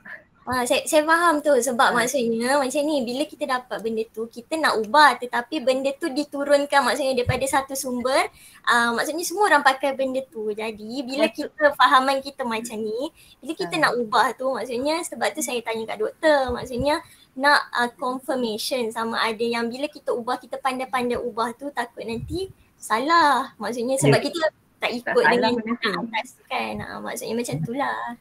Saya jelas, saya faham. Okey. Dah jumpa kawan dah. Okey. So bolehlah sembang. Boleh. Masalah kami ni kan doktor. Bila MBOT datang, bila MQA datang, dia tanya kami tau. Dia kata korang buat rubrik, korang rujuk mana? So kita kalau kita cakap buat sendiri kan. Dia geleng kepala lah, Tapi kalau kita kata rubrik tu kami ambil daripada ICGPA ataupun Nobel, dia bagi good lah, dia bagi macam bagus lah, itu sepatutnya dia cakap. Jadi kami ni sebut salah ni doktor sebenarnya. Jadi itu saja doktor. Okey, baik. Terima kasih atas perkongsian tu. Okey. Saya nak kata tak betul apa macam ni, saya orang luar. Saya tidak ada hak untuk menyatakan ini tak betul, itu tak betul dan sebagainya. Okay, tetapi saya punya pegangan ialah, dan juga apa yang diamalkan di institusi saya, hasil pembelajaran akan mewakili PLO, so kita mengukur hasil pembelajaran itu secara tak langsung, PLO itu pun tercapai juga. Itulah saya punya fahaman dan juga diamalkan di institusi saya lah. Dan tuan-tuan punya institusi dia mungkin ada keunikan yang tersendiri. Okay, so maknanya ilmu benarnya yang saya nyatakan lah, ini pegangan saya. Kalau siapa-siapa tak setuju itu up to, tak ada masalah, saya tak ada kecil hati pun. Tetapi pandangan saya itu macam itulah, mengukur hasil pelajaran mengukur PLO-nya, macam tu. Okay. Dari segi MBOT itu untuk mendapat akreditasi itu sangat penting kan, kalau tidak dia akan beri efek kepada para pelajar, tuan-tuan dan puan-puan. Itulah saya katakan tadi, mungkin uniknya KV lah. So kalau ianya tidak selari, hasil pembelajaran itu tidak selari dengan PLO, mungkin satu masa bila ada semakan program perlu di-raise-kan soalan berkenaan. Okay, perlu diajukan soalan berkenaan, dan sebaiknya dia mestilah selari. Okay, boleh ya? Terima kasih ya atas perkongsian Cikgu Zainika, Cikgu Rosmawati, Cikgu Samsiah dan juga Cikgu Nur Hashimah ya, atas perkongsian itu. Okey, baik, kita sambung lagi. Kalau tadi analitik, kemudian kita kepada holistik pula. Saya nak tuan-tuan dan puan-puan dapatkan step dia sahaja. Macam mana nak membina itu. Dari segi deskriptor itu, tuan-tuan dan puan-puan sama ada boleh berbincang dengan rakan sejawat, itu satu. Yang kedua, berpandukan kepada rubrik-rubrik yang sedia ada di pasaran, tetapi not simply ambil sajalah. Mesti daripada sumber-sumber yang kita boleh percayai lah. Contohnya mungkin daripada institusi yang tertentu, okey, daripada kita punya bahagian pentadbiran pendidikan yang tertentu, ataupun mungkin daripada kita punya JU kan. Ramai sini JU kan? Kan? Ramai sini JU, betul tak? Senyap ramai je doktor, kan? Ramai doktor. Kan, time tanya tu senyap je semua kan. Okey. Siapa lagi JU? Ada lagi JU di sini? Selain daripada Cikgu Rosmawati. Cikgu Samsiah JU juga ke? Saya nak cakap pun malu sebab saya ni sebenarnya tak pandai. Tapi saya jadi ketua panel untuk bina instrumen untuk tahu satu diploma. Sebab itu saya sebenarnya saya tak nak mengaku sebab malu kan, bukannya pandai itu je. Tak apa, tak ada masalah puan. Kita sharing. Okay, sharing. Apa yang saya percaya, apa yang Puan ada tu sangat bermanfaat pada saya dan rakan-rakan yang lain. Jadikan pengalaman, pengetahuan kita boleh sharing. The more you share, the more you get sebenarnya. Apa yang kita share tu. Saya tak pandai sebab itu saya join khusus ni. Bukan tak pandai. Kadang-kadang kita nak menambahkan pengetahuan tu. Okey, tak apa. Terima kasih Puan Samsiah. Saya cuma nak tuan-tuan dan puan-puan dapatkan dia punya step. Mungkin dari segi kriteria deskriptor itu mungkin ada yang tidak begitu sesuai pada pandangan tuan-tuan dan puan-puan. Okey, tetapi saya nak tuan-tuan dan puan-puan dapatkan stepnya itu dulu. Okey, step itu, and then kita bincang dari segi macam mana nak membina dia. Okey, so ini adalah untuk yang holistik. Cara dia sama saja. Okey, cara dia sama. Okey, setelah kita ada kriteria, tentukan tahap prestasi, tentukan deskriptor, gabungkan deskriptor bagi setiap kriteria pada tahap prestasi yang sama. Okey, yang ini dia punya proses dia tadi, ujian lisan. Okey, sama juga macam analitik, dan akhir sekali kita gabungkan dia. Okey, kita gabungkan deskriptor bagi setiap kriteria pada tahap prestasi yang sama. Contoh macam ni. Cemerlang, okey, ini kriteria yang pertama. Ini kriteria kedua, 3, 4, 5. Ini deskriptor untuk kriteria pertama. Macam tu. Deskriptor untuk kriteria kedua, deskriptor untuk kriteria ketiga, dan seterusnya. And then barulah kita gabungkan dia menjadi seperti ini. Okay, kalau menurut Berhad, ini adalah cara dia. Macam mana kita nak bina rubrik holistik. Step dia sama juga macam mana kita nak bina rubrik analitik. So maknanya step dia yang pertama, tentukan hasil pembelajaran, tentukan langkah 1, tentukan kriteria, tentukan tahap prestasi, tentukan deskriptor, dan gabungkan semua deskriptor bagi kriteria pada tahap prestasi yang sama. So kita gabungkan, dia akan jadi seperti ini. Kalau kita lihat ini, maknanya untuk mendapat tahap yang cemerlang, dia perlu betul semua sekali. Okay, dia perlu betul semua sekali. Maknanya melakukan kontak mata sepanjang masa, suara sentiasa jelas, menunjukkan motivasi yang tinggi sepanjang ujian berlangsung, isi kandungan selari dengan topik. Kalau selain daripada itu, dia mesti berada di selain daripada cemerlang. Maknanya baik, sederhana dan juga lemah. Macam tu. Tetapi dikatakan menggunakan holistik ni dia lebih cepat dari segi penandaan. Macam tu. Tetapi kalau saya dalam konteks bilik darjah lebih sesuai gunakan analitik. Sebab apa? Kita boleh berikan feedback yang bermakna kepada kita punya pelajar. Ini untuk holistik. Okey. Yang ini adalah aktiviti secara berkumpulan. Okey, secara berkumpulan kenal pasti satu hasil pembelajaran khusus tertentu dan binakan satu rubrik untuk mengukur hasil pembelajaran berkenaan. Boleh ke? Ataupun kita nak pergi kepada yang ini dulu. Sebelum kumpulan itu, mungkin kumpulan kita boleh buat esok. Okay. Dapatkan satu video di YouTube dan kenal pasti kriteria, tahap prestasi dan juga deskriptor bagi prestasi yang ditunjukkan dalam video tersebut. Sharekan link video tersebut dan maklumkan berkaitan kriteria, tahap prestasi dan juga deskriptor di Padlet yang saya beri alamatnya pada pagi tadi. Nak mana? Aktiviti 6 ke aktiviti 8? Petang-petang ni mengantuk kan? Yang mana satu tuan-tuan nak buat? Saya bagi pilihan. Atau dua-dua tak nak buat? Aktiviti 6. Okay, sebenarnya saya dah sediakan link untuk Google Meet breakout ni. Tapi dia ada problem sikit link tu. Saya tak pasti dia boleh gunakan. So kalau macam tu kita fokus kepada aktiviti 6. Okay, dapatkan satu video di YouTube. Okay, ini adalah kesinambungan daripada aktiviti tengah hari tadi, iaitu kita menilai satu video persembahan itu. So apa kriteria dia? Macam tu. And then kita tentukan dia punya kriteria, kemudian kita tentukan dia punya prestasi dan juga deskriptor dia. Dan satu lagi suka untuk saya kongsikan di sini berkenaan dengan satu sumber untuk membina rubrik online. Ini sangat menarik ini yang mungkin tuan-tuan dan puan-puan boleh explore. Maknanya dalam rubrik ini, contoh-contoh rubrik online ni, dia dah sediakan kata kerja, ataupun dia punya deskriptor tu ada setengah tu dia dah isikan. Okey, kita tengok contoh. Cakap banyak pun tak gunakan. Okey, tengok contoh. Mungkin dia boleh membantu tuan-tuan dan puan-puan dalam membina rubrik itu. Sekejap ya.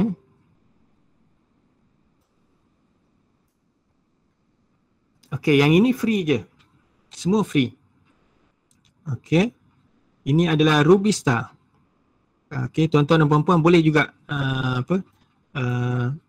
pergi ke laman web ini, mungkin boleh main-main, saya pastekan dia punya link di sini. Okay, untuk tuan-tuan dan puan-puan explore. Ni Rubista dan juga satu lagi ialah quick rubric. Okay, saya sharekan link dia.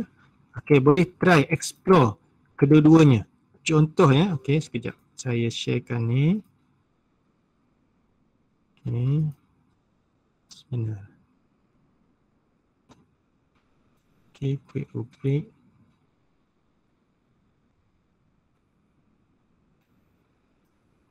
Okay, boleh nampak quick rubric ni? Boleh nampak tak? Boleh nampak? Nampak. Okay, baik-baik. Okay, so di sini dia ada satu template. Okay, ada satu template. Okay, yang mana kita boleh isikan rubrik title, kemudian rubrik description dan juga instruction. Okay, so kita boleh letak contohnya rubrik pembentangan. Okay, dan dia punya description dia ataupun arahan dia, pelajar dalam kumpulan contohnya dan berempat anda dikehendaki membentangkan membentangkan hasil dapatan kajian yang dijalankan kan, okey, semasa kuliah berlangsung. Okay, so kita bagilah apa arahan yang kita nak. Contohnya, adakah markah itu akan diberikan secara individu ataupun secara kumpulan. Kita nyatakanlah setiap pelajar dikehendaki membuat pembentangan markah sebanyak 10 markah contohnya akan diberi kepada setiap pelajar. Ini contoh arahan. Contoh arahannya. So kita boleh tetapkanlah markah berapa, masa pembentangan berapa lama. So kriteria yang pertama, so kita boleh klikkan di sini. Kalau untuk pembentangan, so maknanya isi kandungan. So apa proficient, tahap menguasai ni apa dia? Emerging dan juga beginning. Proficient contohnya isi kandungan selari dengan dapatan kajian contohlah, ataupun topik kajian. Yang ini katalah ya, isi kandungan tidak selari. Ini isi kandungan pembentangan ya. Isi kandungan pembentangan tidak selari dengan topik kajian contoh. Saya nak tunjukkan bahawa kita boleh janakan dia terus selari dengan topik kajian. Sebahagian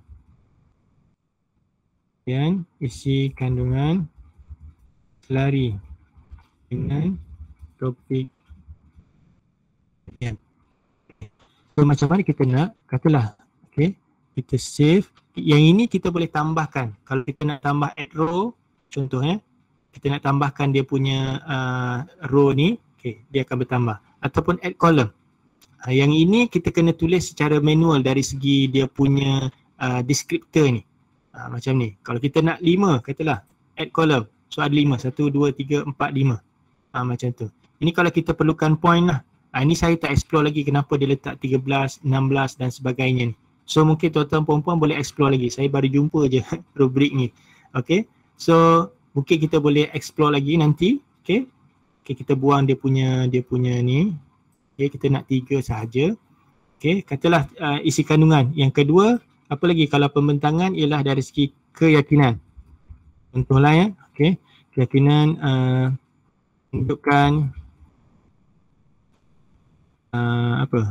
membuat pembentangan dengan penuh keyakinan. Itu so dia akan jadi menunjukkan keyakinan tentang pembentangan. Okay, ataupun mungkin menunjukkan keyakinan sepanjang pembentangan. Okay. Ini just dummy je, tidak menunjukkan keyakinan.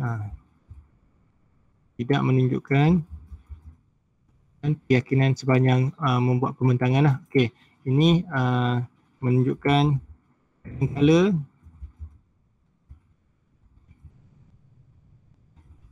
keyakinan. Okay, contoh. Okay, yang best sekali ialah kita nak janakan dia. Okay, view rubrik. Okay, inilah kita punya rubrik. Tetapi yang ini arahan dia. Ini arahan dia. Okay, yang ini dia punya deskriptor, yang ini kita punya kriteria, yang ini adalah tahap prestasi. Macam tu. Tapi yang ini dia punya kelemahan dia ialah kita kena type satu-satu. Berbeza sedikit dengan Rubista. Rubista ini dia dah ada contohnya, contoh ayat yang digunakan. Contohnya, katalah oral project oral project kita tengok. Oral project kita ada kelas debate, historical role play, okay. Kemudian interview, puppet show, oral presentation rubric. Okay, kita try tengok yang ni. Apa yang dia ada? Okay, letakkanlah nama. Okay, letakkan nama kalau perlu. Okay. Kemudian rubric name, rubric pembentangan. Okay, so ini 999 untuk orang luar. Okay, view my rubric is a temporary rubric. Okay, tak apa. Okay, yang ni kita pilih. Dia dah ada senaraikan dah. Untuk pembentangan ni dia ada contohnya pitch.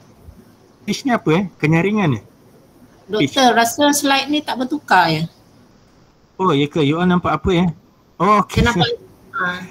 Okey, baik-baik. Terima kasih cikgu. Terima kasih cikgu. Okey. Boleh nampak yang ini rubrik Rubista. Boleh nampak Okey. Yang ini tadi saya ulang lagi sekali. Okey. Letakkan nama kita kalau perlu, and then dari segi nama rubrik yang kita nak janakan, kita masuk 999 since kita di luar daripada US. Okay, and then di sini bagusnya untuk Rubista ni, okay, dia ada pilihan dia, kriteria bagi pembentangan ini, oral presentation. Contohnya pitch, comprehension, enthusiasm, macam mana nak sebut ni, okay, preparedness, kesediaan, time limit, vocabulary, content. So kita pilih mana yang kita rasakan paling sesuai. Contoh content. Okay, dia dah ada dah dia punya ni. Dia punya apa kita panggil descriptor ni. So ini adalah kalau kita boleh ubah dia, nak letak sama ada berapa nilai yang kita nak letak di sini, ataupun mungkin kita boleh tak secara kualitatif. Cemerlang. Boleh. Cemerlang, lemah, sederhana dan juga baik. So melalui Rubista ini, kita katalah kita berminat dengan kriteria konten dan ianya selari dengan hasil pelajaran kita. Contoh, dia dah ada tulis dah untuk cemerlang, show a full understanding of the topic. Show a good understanding of the topic. Show a good understanding of part of the topic. Sebahagian daripada topik. Does not seem to understand the topic very well. Ini lemah. Okey. Ataupun kita nak letak sendiri kategori kita, terpulang pun boleh juga. Okey, di sini saya pilih je lah sebagai satu cara nak tunjukkan kepada tuan-tuan dan puan-puan. Okey, apa lagi? Kita tadi dah content, poster and eye contact. Ni tadi. Okey, poster and eye contact. So di sini dia telah senaraikan. Stand up straight, look relaxed and confident, establish eye contact with everyone in the room during the presentation. So maknanya dia dah ada lah senarai ni, cadangan lah. So kita terpulanglah kepada kita nak ambil ataupun tidak. Ataupun kalau mungkin tak sesuai dengan kita punya konteks, mungkin kita boleh edit. Sama ada menggunakan quick rubric tadi ataupun menggunakan yang inilah, Rubista ini. Okay, tetapi dia punya ni, dia ada 4 je. 4. Kalau kita perlukan 3, kita isi 3 sajalah. Tapi 5, saya tak explore lebih lagi. Mungkin tuan-tuan boleh explore, mungkin boleh tambah ke dari segi kolom dan sebagainya. Okay, kita tengok lagi. Okay, katalah volume. Okay, volume. Okay, volume is loud enough to be heard by all audience members throughout the presentation. Ini untuk yang cemerlang lah. Okay, untuk yang baik, volume is loud enough to be heard by all audience members at least 90% of the time. Yang ni yang tadi saya tak ingat sama ada Puan Samsiah ke ataupun Puan Rosmawati yang menyatakan persen ni. So kalau audit tanya 80% of the time ni berapa sebenarnya, berapa minit? So kita boleh jawab lah. So volume often too soft to be heard by all audience. Okay, so katalah kita dah siap yang ini. Apa yang kita perlu lakukan hanyalah kita submit.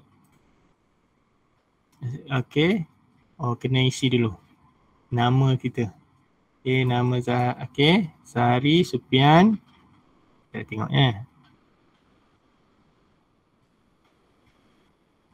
Okay, ini kita punya rubrik.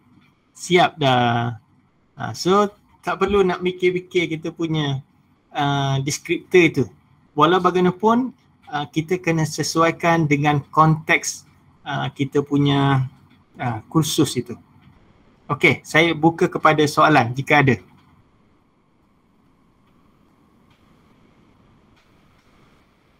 Okey tak yang ni? Yang mana lagi mudah? Quick rubric ke create your rubric? Macam ni pun cantik doktor. Sebenarnya macam ni pun lagi bagus. Tapi minda orang-orang yang buat pun kena tukar. Saya nak komen. Selalu dia orang tanya kan, ambil kat mana kan dekat kita. Kita pun serba salah jawab, kita katalah ambil dekat sini. Padahal doktor tunjuk ni pun dah bagus ni. Kan? Dekat sini kita dah boleh access sendiri dan boleh jadikan rubrik juga. Okey, kalau kata MBOT kan minta bukti ambil daripada mana kan. Salah satu cara selain daripada yang tuan-tuan dan puan-puan nyatakan ambil daripada ICGPA apa tadi, novel kan, novel.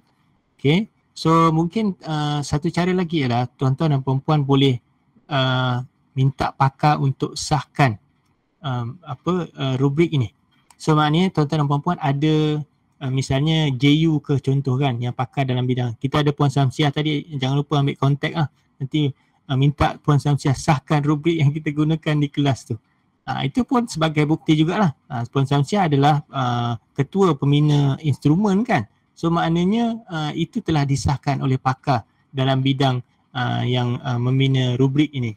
So saya percaya itu pun boleh dijadikan bukti lah untuk kita sebagai evidence kepada pihak-pihak seperti MBOT itu. Tapi saya tak tahulah sejauh mana dia boleh terima kan. Okay. So boleh explore lah. Ni nama saya, student name. So kita boleh tengok cemerlang, show a full understanding of the topic. Tetapi dalam bahasa Inggeris lah. That's why saya katakan ianya masih lagi terbuka peluang yang luas kepada tuan-tuan dan puan-puan yang mana yang mahir dalam bidang komputer kan. Boleh buat platform untuk rubrik ini. Okay, pahala satu membantu orang membina rubrik. Okay, and then kita boleh pasarkan dan sebagainya. Okay, yang quick rubrik ni tadi dia kita perlu isi sendiri, tetapi untuk yang ini representation ni tadi daripada Rubistar kita boleh download lah. Okay, print or download. Saya tak tahu, kadang-kadang dia ada untuk print atau download tu dia minta kita bayar. Tengok ada tak? Sebab saya baru terjumpa.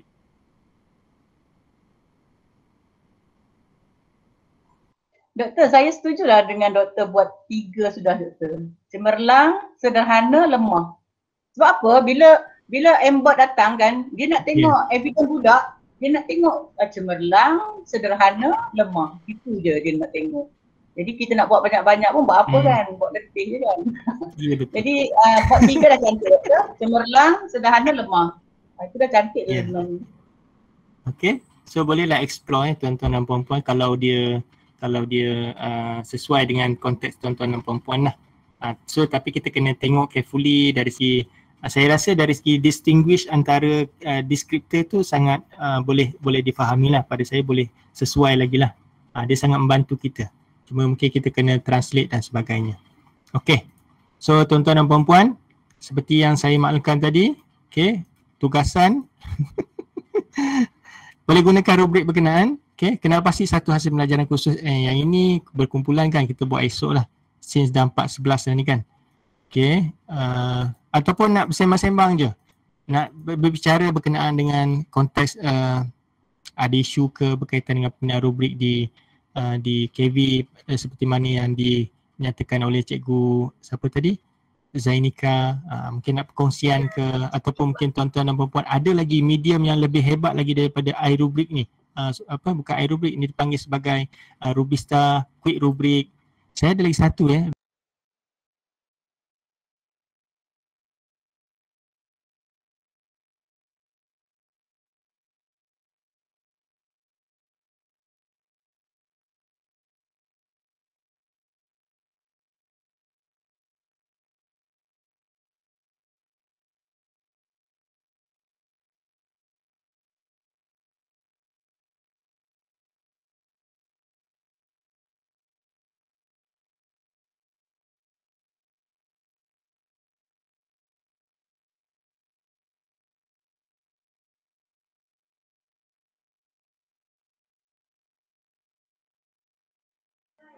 Mana doktor? Dah terputus ke?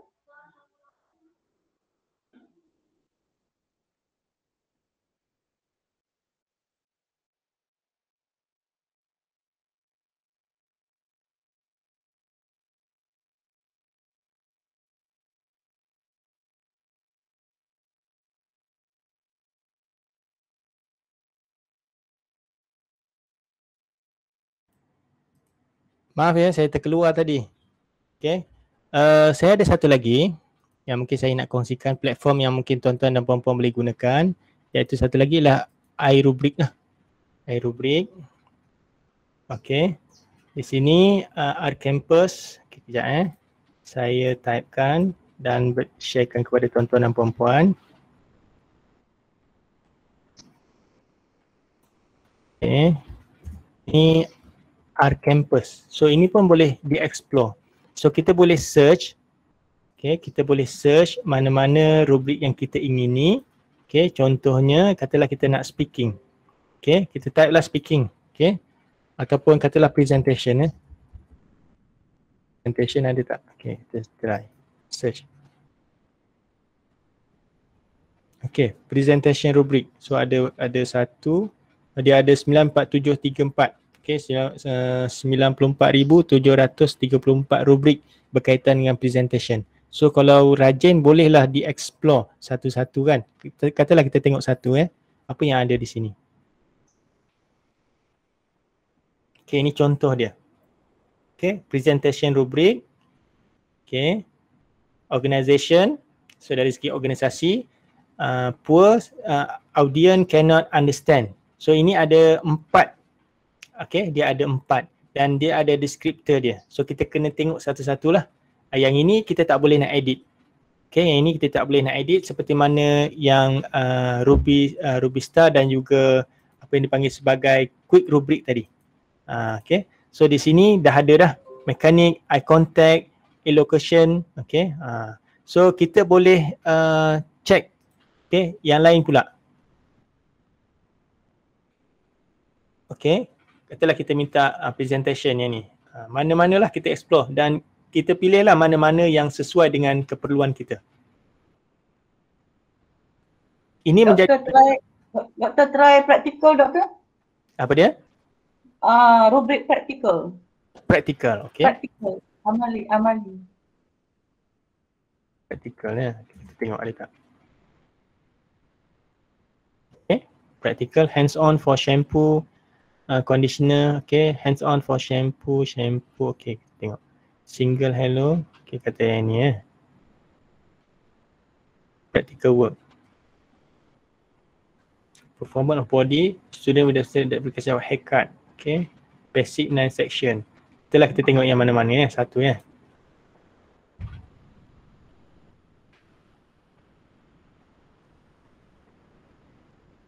Okay. So ini soft toy, practical work. Okay, student are to design and make a embroidered soft toy. Okay, so yang ini adalah dia punya practical menghasilkan toy ni. Okay, so mungkin tak sesuai dengan tuan-tuan dan puan-puan lah. Okay, so tapi kita boleh tengok lah apa dia punya kriteria dia. Soft toy adakah sesuai? Tapestry, Okay, pin cushion. So adakah berkait dengan kita? So kalau tak ada, tak payahlah. Kita tengok yang lain pula. Okay. Sebab dia kata di sini dia ada 926 rubrik. So saya percaya kalau kita nak bina daripada scratch memang memakan masa lah. Makan masa. So why not kita gunakan yang sedia ada dan kita modify supaya dia selari dengan kehendak kita punya hasil pembelajaran itu. Practical assessment contoh ya. Okay, sanitation bag ini mungkin tak ada kaitan kot. Ini cake, muffin, cookies. Okay, kalau ada kaitan bolehlah. Okay, ini mungkin cooking punya ni lah. Okay, so itu adalah contoh-contoh lah platform yang tuan-tuan dan puan-puan boleh gunakan untuk membantu tuan-tuan dan puan-puan membina rubrik masing-masing. So kita dalam keadaan sekarang kita ada teknologi, so mungkin kita boleh gunakan apa yang telah disediakan dalam teknologi ini untuk kita manfaatkan, membantu kita. It's not simply kita ambil terus, kalau sesuai why not kan, kalau sesuai. Tetapi kalau mungkin ada part sikit yang tak sesuai, so kita boleh modify macam tu. Okay. Yang ini ada tak dari segi praktikal? Sekejap saya check ya. Okay. Praktikal ya.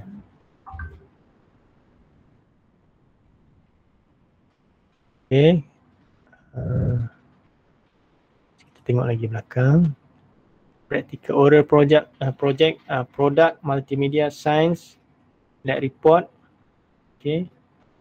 Okay, research and writing ni laporan. Contohnya 6+1 trade writing model.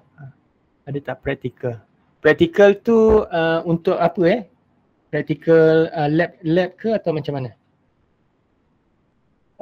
Practical biasanya untuk ni lah, bengkel dia boleh buat timpalan ke? Timpalan ke? Work skill, collaborative work skill, self evaluation of participant in music. Since dia adalah free, jadi dia limited lah ya. Okay, reading, lab report je lah. Untuk yang bengkel saya tak jumpa lagi. Kalau saya jumpa mungkin saya boleh sharekan. Okay, yang ini writing report Okay. Yang 6+1 ini sangat famous kalau tuan-tuan dan puan-puan nak menanda 6+1 trade writing model. Ini laporan. Apa yang dia akan keluar. Okay, kategori conclusion, ada tak content. Sentence length, conclusion, accuracy, introduction. So laporan mesti ada introduction. Katalah kita ambil introduction. So dia dah ada dah lah introduction ni. Okay, katalah kita nak ambil yang lain selain pada introduction, summary ataupun conclusion. So dia dah ada dah conclusion dia. So tuan-tuan dan puan-puan boleh explore lah sendiri sebab dia limited lah. So, sebab dia free, so dia adalah limited. Mungkin ada juga yang berbayar. So kalau berminat, itu boleh di-explore lagi. Okay. Begitu juga dengan quick rubric ni. Okay. Mungkin saya boleh buka kepada soalan ataupun perkongsian lah. Since kita pun dah 4.20. Okay. Tugasan itu esoklah kita sambung lagi. Aktiviti 8 itu. Saya cuba sediakan link untuk breakout. Supaya kita boleh bahagikan kepada kumpulan-kumpulan mengikut misalnya ikut kepada institusi masing-masing lah. Misalnya KB Lebuh Catur, so dia satu grup. KB Taiping satu grup. Untuk Slim River oleh kerana dia ada 12 orang, so mungkin kita boleh bahagikan dia kepada 3 grup. Macam tu. So link tu insyaAllah saya akan beri pada hari esok lah. Okay. Ada apa-apa? Nak tanya? Assalamualaikum Doktor. Assalamualaikum. Saya nak tanya macam ni Doktor, kalau matlamat saya punya objektif pengajaran saya adalah mengenal pasti jenis bahan dan kaedah penyediaan dalam pembuatan kek. Jadi untuk tugasan individu saya perlu menerangkan dia punya rubrik saya tu, menerangkan satu-satu kaedah ke ataupun saya boleh pilih satu kaedah untuk setiap student. Macam mana? Mengenal pasti apa tadi? Mengenal pasti bahan dan kaedah dalam penyediaan membuat kek. Sebab kaedah membuat kek ni ada banyak proses, iaitu creamy method, one step method, two step method, span method, semua itulah. Kalau saya pilih satu proses untuk satu student, adakah mencapai matlamat pengajaran saya, matlamat tu tak? Untuk seorang student lah. Okey, kalau apa yang saya faham tu, mengenal pasti bahan-bahan kan? Betul kan? Ya, betul. Bahan. So ini tahapnya ialah C1 ke? C1 untuk folio pelajar. Oh, folio. Maknanya pelajar di akhirnya dia perlu menghasilkan folionya.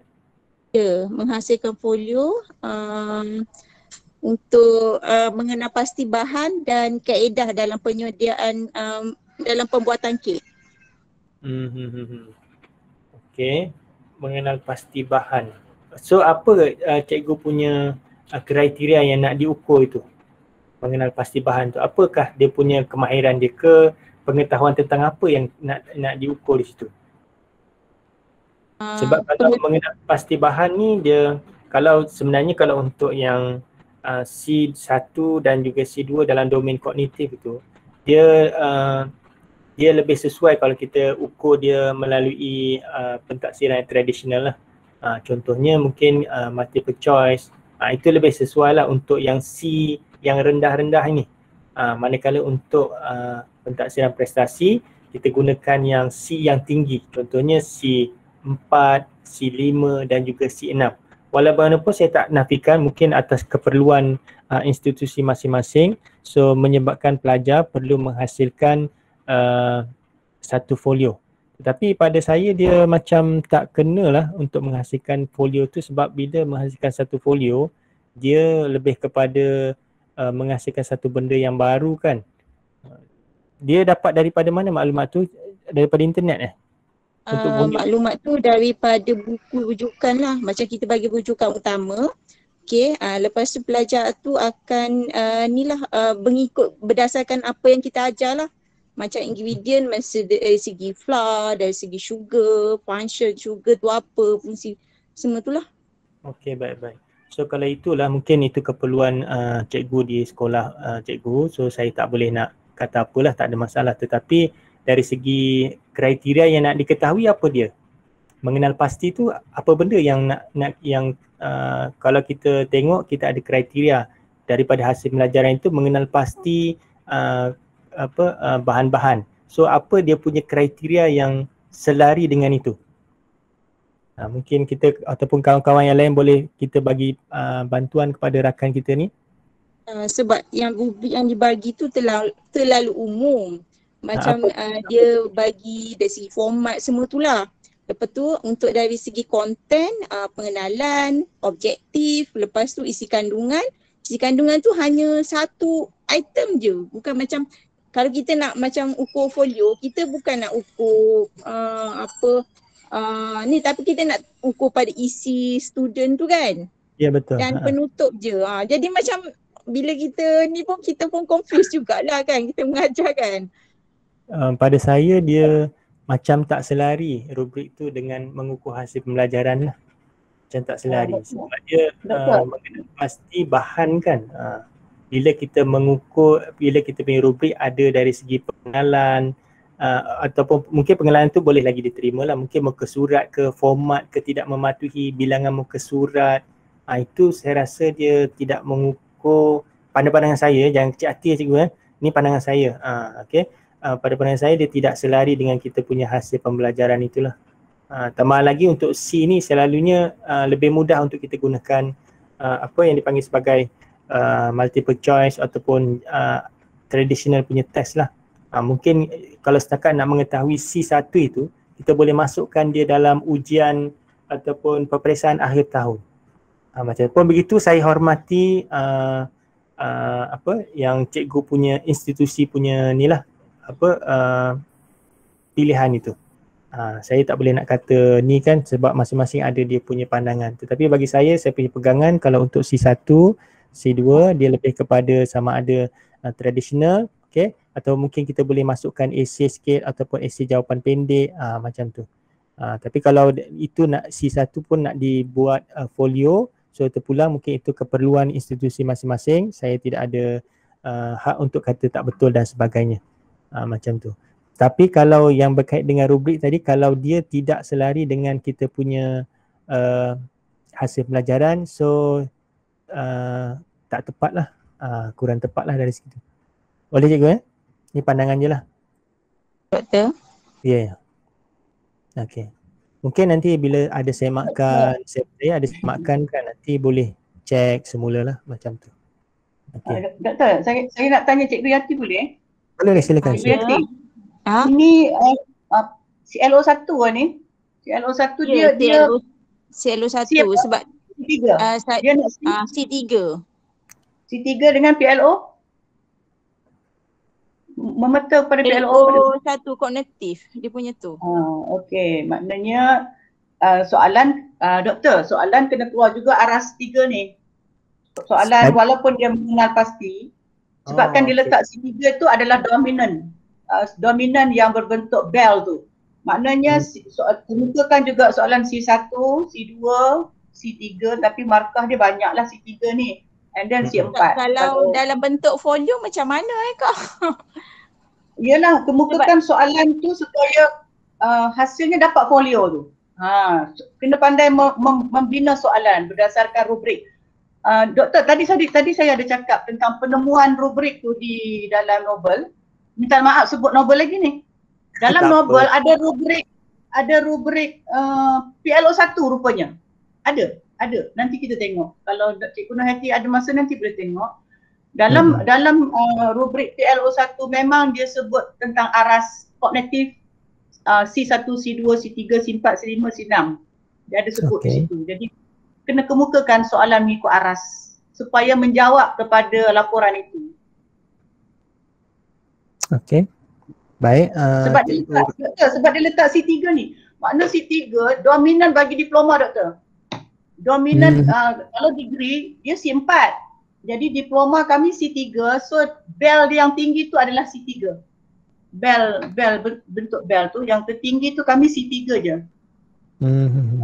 Boleh tak saya tanya siapa yang tetapkan C3 tu ya? Yang ni dah telah ditetapkan dalam macam mana nak cakap Yang ni saya nak jawab ni doktor, tapi dia memang ada rajah ni doktor. C4 adalah degree, C5 adalah PhD ke master dengan PhD. Dia punya dominan dia, bell dia. Saya boleh tunjuk kat doktor tapi saya sekarang tak boleh hantar lah. Boleh lah, mungkin esok boleh share ke kita. Ya. Sebab kalau kita tengok yang MQA tu dia ada 11 PLO itu. Apa yang saya faham untuk PLO 1 itu dia lebih kepada kognitif C1 dan juga C2. Untuk yang kedua dia ada untuk C3, 4, 5 dan juga 6 kalau tak silap saya lah. PLO 3 lebih kepada kemahiran praktikal. Yang keempat saya dah tak ingat dah, itu semua efektif. Okay, so bila melibatkan C1 dan juga C2, yang terbaik ialah kita gunakan quiz ataupun final exam dan macam tu. Tetapi kalau nak digunakan dalam konteks KV, mungkin ada justifikasi yang tertentu menggunakan laporan dan juga disediakan rubrik, saya tak ada halangan lah ataupun tak ada hak untuk mengatakan tak betul ke apa dan sebagainya. So itu amalannya, cuma pastikan ianya mengukur hasil pembelajaran yang dinyatakan lah macam tu. Okey cikgu ya? Boleh? Boleh, terima kasih Cikgu Rosmawati, kemudian Cikgu Nurhayati. Okey, terima kasih. Ada lagi? Sebelum kita tamatkan ni 4:30 ni. Nobel ni semua orang boleh akses ke ataupun hanya KV saja yang boleh akses? Dia bagi dalam bentuk PDF doktor. Oh, okey. Mungkin boleh Dia ada share. bahasa Melayu di depan, di belakang bahasa Inggeris. Novel ni macam lebih baik daripada ICGPA lah. Sebab ICGPA dia tak bagi untuk praktikal doktor. Kalau novel dia bagi praktikal. Praktikal ada 4, dia punya kriteria dia iaitu build. Build tu maksud dia budak boleh bina. Berapa persen dia bina kan? Ada yang bina separuh. Bila buat amali, ada pelajar dia tak boleh bina penuh. Mungkin dapat separuh, di situ dah dapat markah dah doktor. Build, lepas tu kemudian tentu ukur. Tentu ukur saya cakap bahasa Melayu doktor, saya bukan fasih sangat bahasa Inggeris ni. Tak apa. Tentu ukur yang kedua tentu ukur, yang ketiga langkah kerja, yang keempat organize tool. So amali ada 4 sahaja dia punya kriteria yang dicadangkan oleh novel lah. Jadi kalau biasanya kalau budak buat, adakah diguna pakai dalam konteks KV yang itu? Ya, saya rasa sangat sesuai diguna pakai oleh KV sebab budak bila buat kerja contohnya kan, dia buat, kita jangan tengok tentu ukur lagi. Tentu ukur adalah step yang kedua. Kita tengok budak tu buat projek dia tu siap separuh ke, siap suku ke, siap lebih pada separuh atau penuh. Di situ kita dah bagi markah dah. Kemudian tentu ukur ni accurate dia. Maksud dia dari segi ketepatan dah. Baru kita tengok ketepatan dia. Kemudian langkah kerja and then organize tool. Organize tool maksud dia alat yang dia guna betul tak dengan kerja yang dia buat. Kemudian dikemas tak alat tu masa lepas dia buat kerja. Kemudian kalau kita tanya secara lisan, dia tahu tak nama alat tu. Di situ dah organize tool tu kira markah penuh. Okey, baik. Itu yang dicadangkan oleh novel. Itu saja doktor Nas. Terima kasih tau. Baik, terima kasih atas perkongsian. Saya banyak cakap. Tak apa, saya seronok bila kita boleh two-way communication macam ni lah.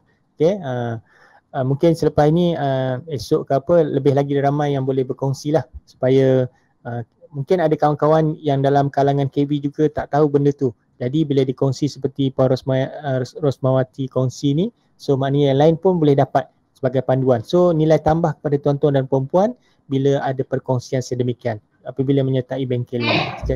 Okey.